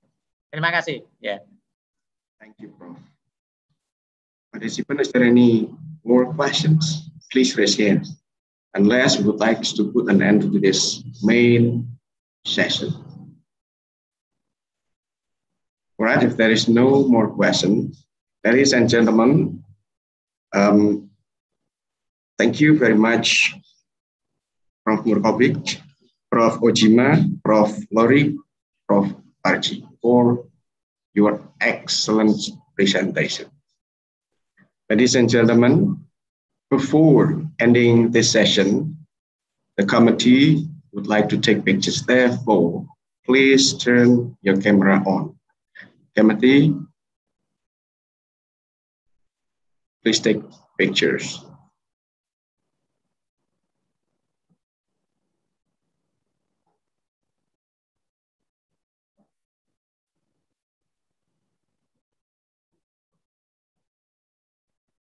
Panitia, atau nanti dibantu terus. Oke, Mas Amir. Ampun. Okay.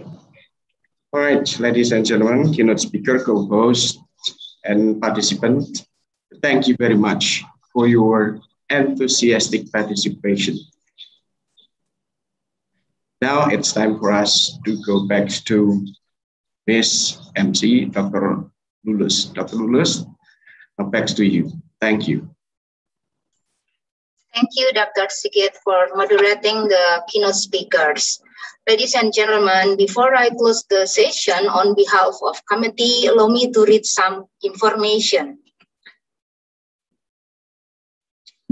After closing, please be prepared for panel sessions at 13:30, and then please join 15 minutes below the invited speakers. There will be 4 invited speakers in room 1, Dr. Lawrence Eclarin, and then room 2, Dr. Siska Desy F, and then room 3, Dr. Faridah Hanim Yahya, and then room 4, Dr. Idris MM. The link meeting Zoom is similar with what you got in the ceremony, so you can still use that link. And then the second information from the committee, this is a kind of presentation guideline. ladies and gentlemen, I'd like you to check this one. The first is presenters and non-presenters are participants who are registered in the ICETECH 2021. Participant cannot be represented by anyone. And then you must join using Zoom Cloud Meeting account, which is to sign in using Zoom account and by using the email that was registered during registration. And then this is the most important part, ladies and gentlemen. When you join, the Zoom meeting, that would be better. Your name used in Zoom meeting must display a name that matches your account name when registering at the ICETECH 2021 and must follow the following format. So, ladies and gentlemen, would you start to rename into the example bio_1_ Professor Dr. Marhani. You are not allowed to log in. You are not allowed to log in and log out the FICON room and must coordinate first with the committee if you want to leave the FICON room for a while. The committee has the right. The committee has the right to refuse you to rejoin if you leave the FICON room for too long. And then while following the FICON, you must keep the camera on, and then the microphone must be muted except for those that will ask questions or responses after being invited by moderator. Okay, thank you, Mas Amir. That's all. Well, ladies and gentlemen, this concludes our open ceremony today. And then don't forget to join the parallel session at 13:30, and then may the coming days be filled with the new discoveries, enriching discussion, and fulfilling friendship. We wish you an enjoyable and fruitful conference. Thank you. Yeah, ladies and gentlemen, you may take a break a while, and after that you can return again to the Zoom meeting at 13:30. Have a nice break.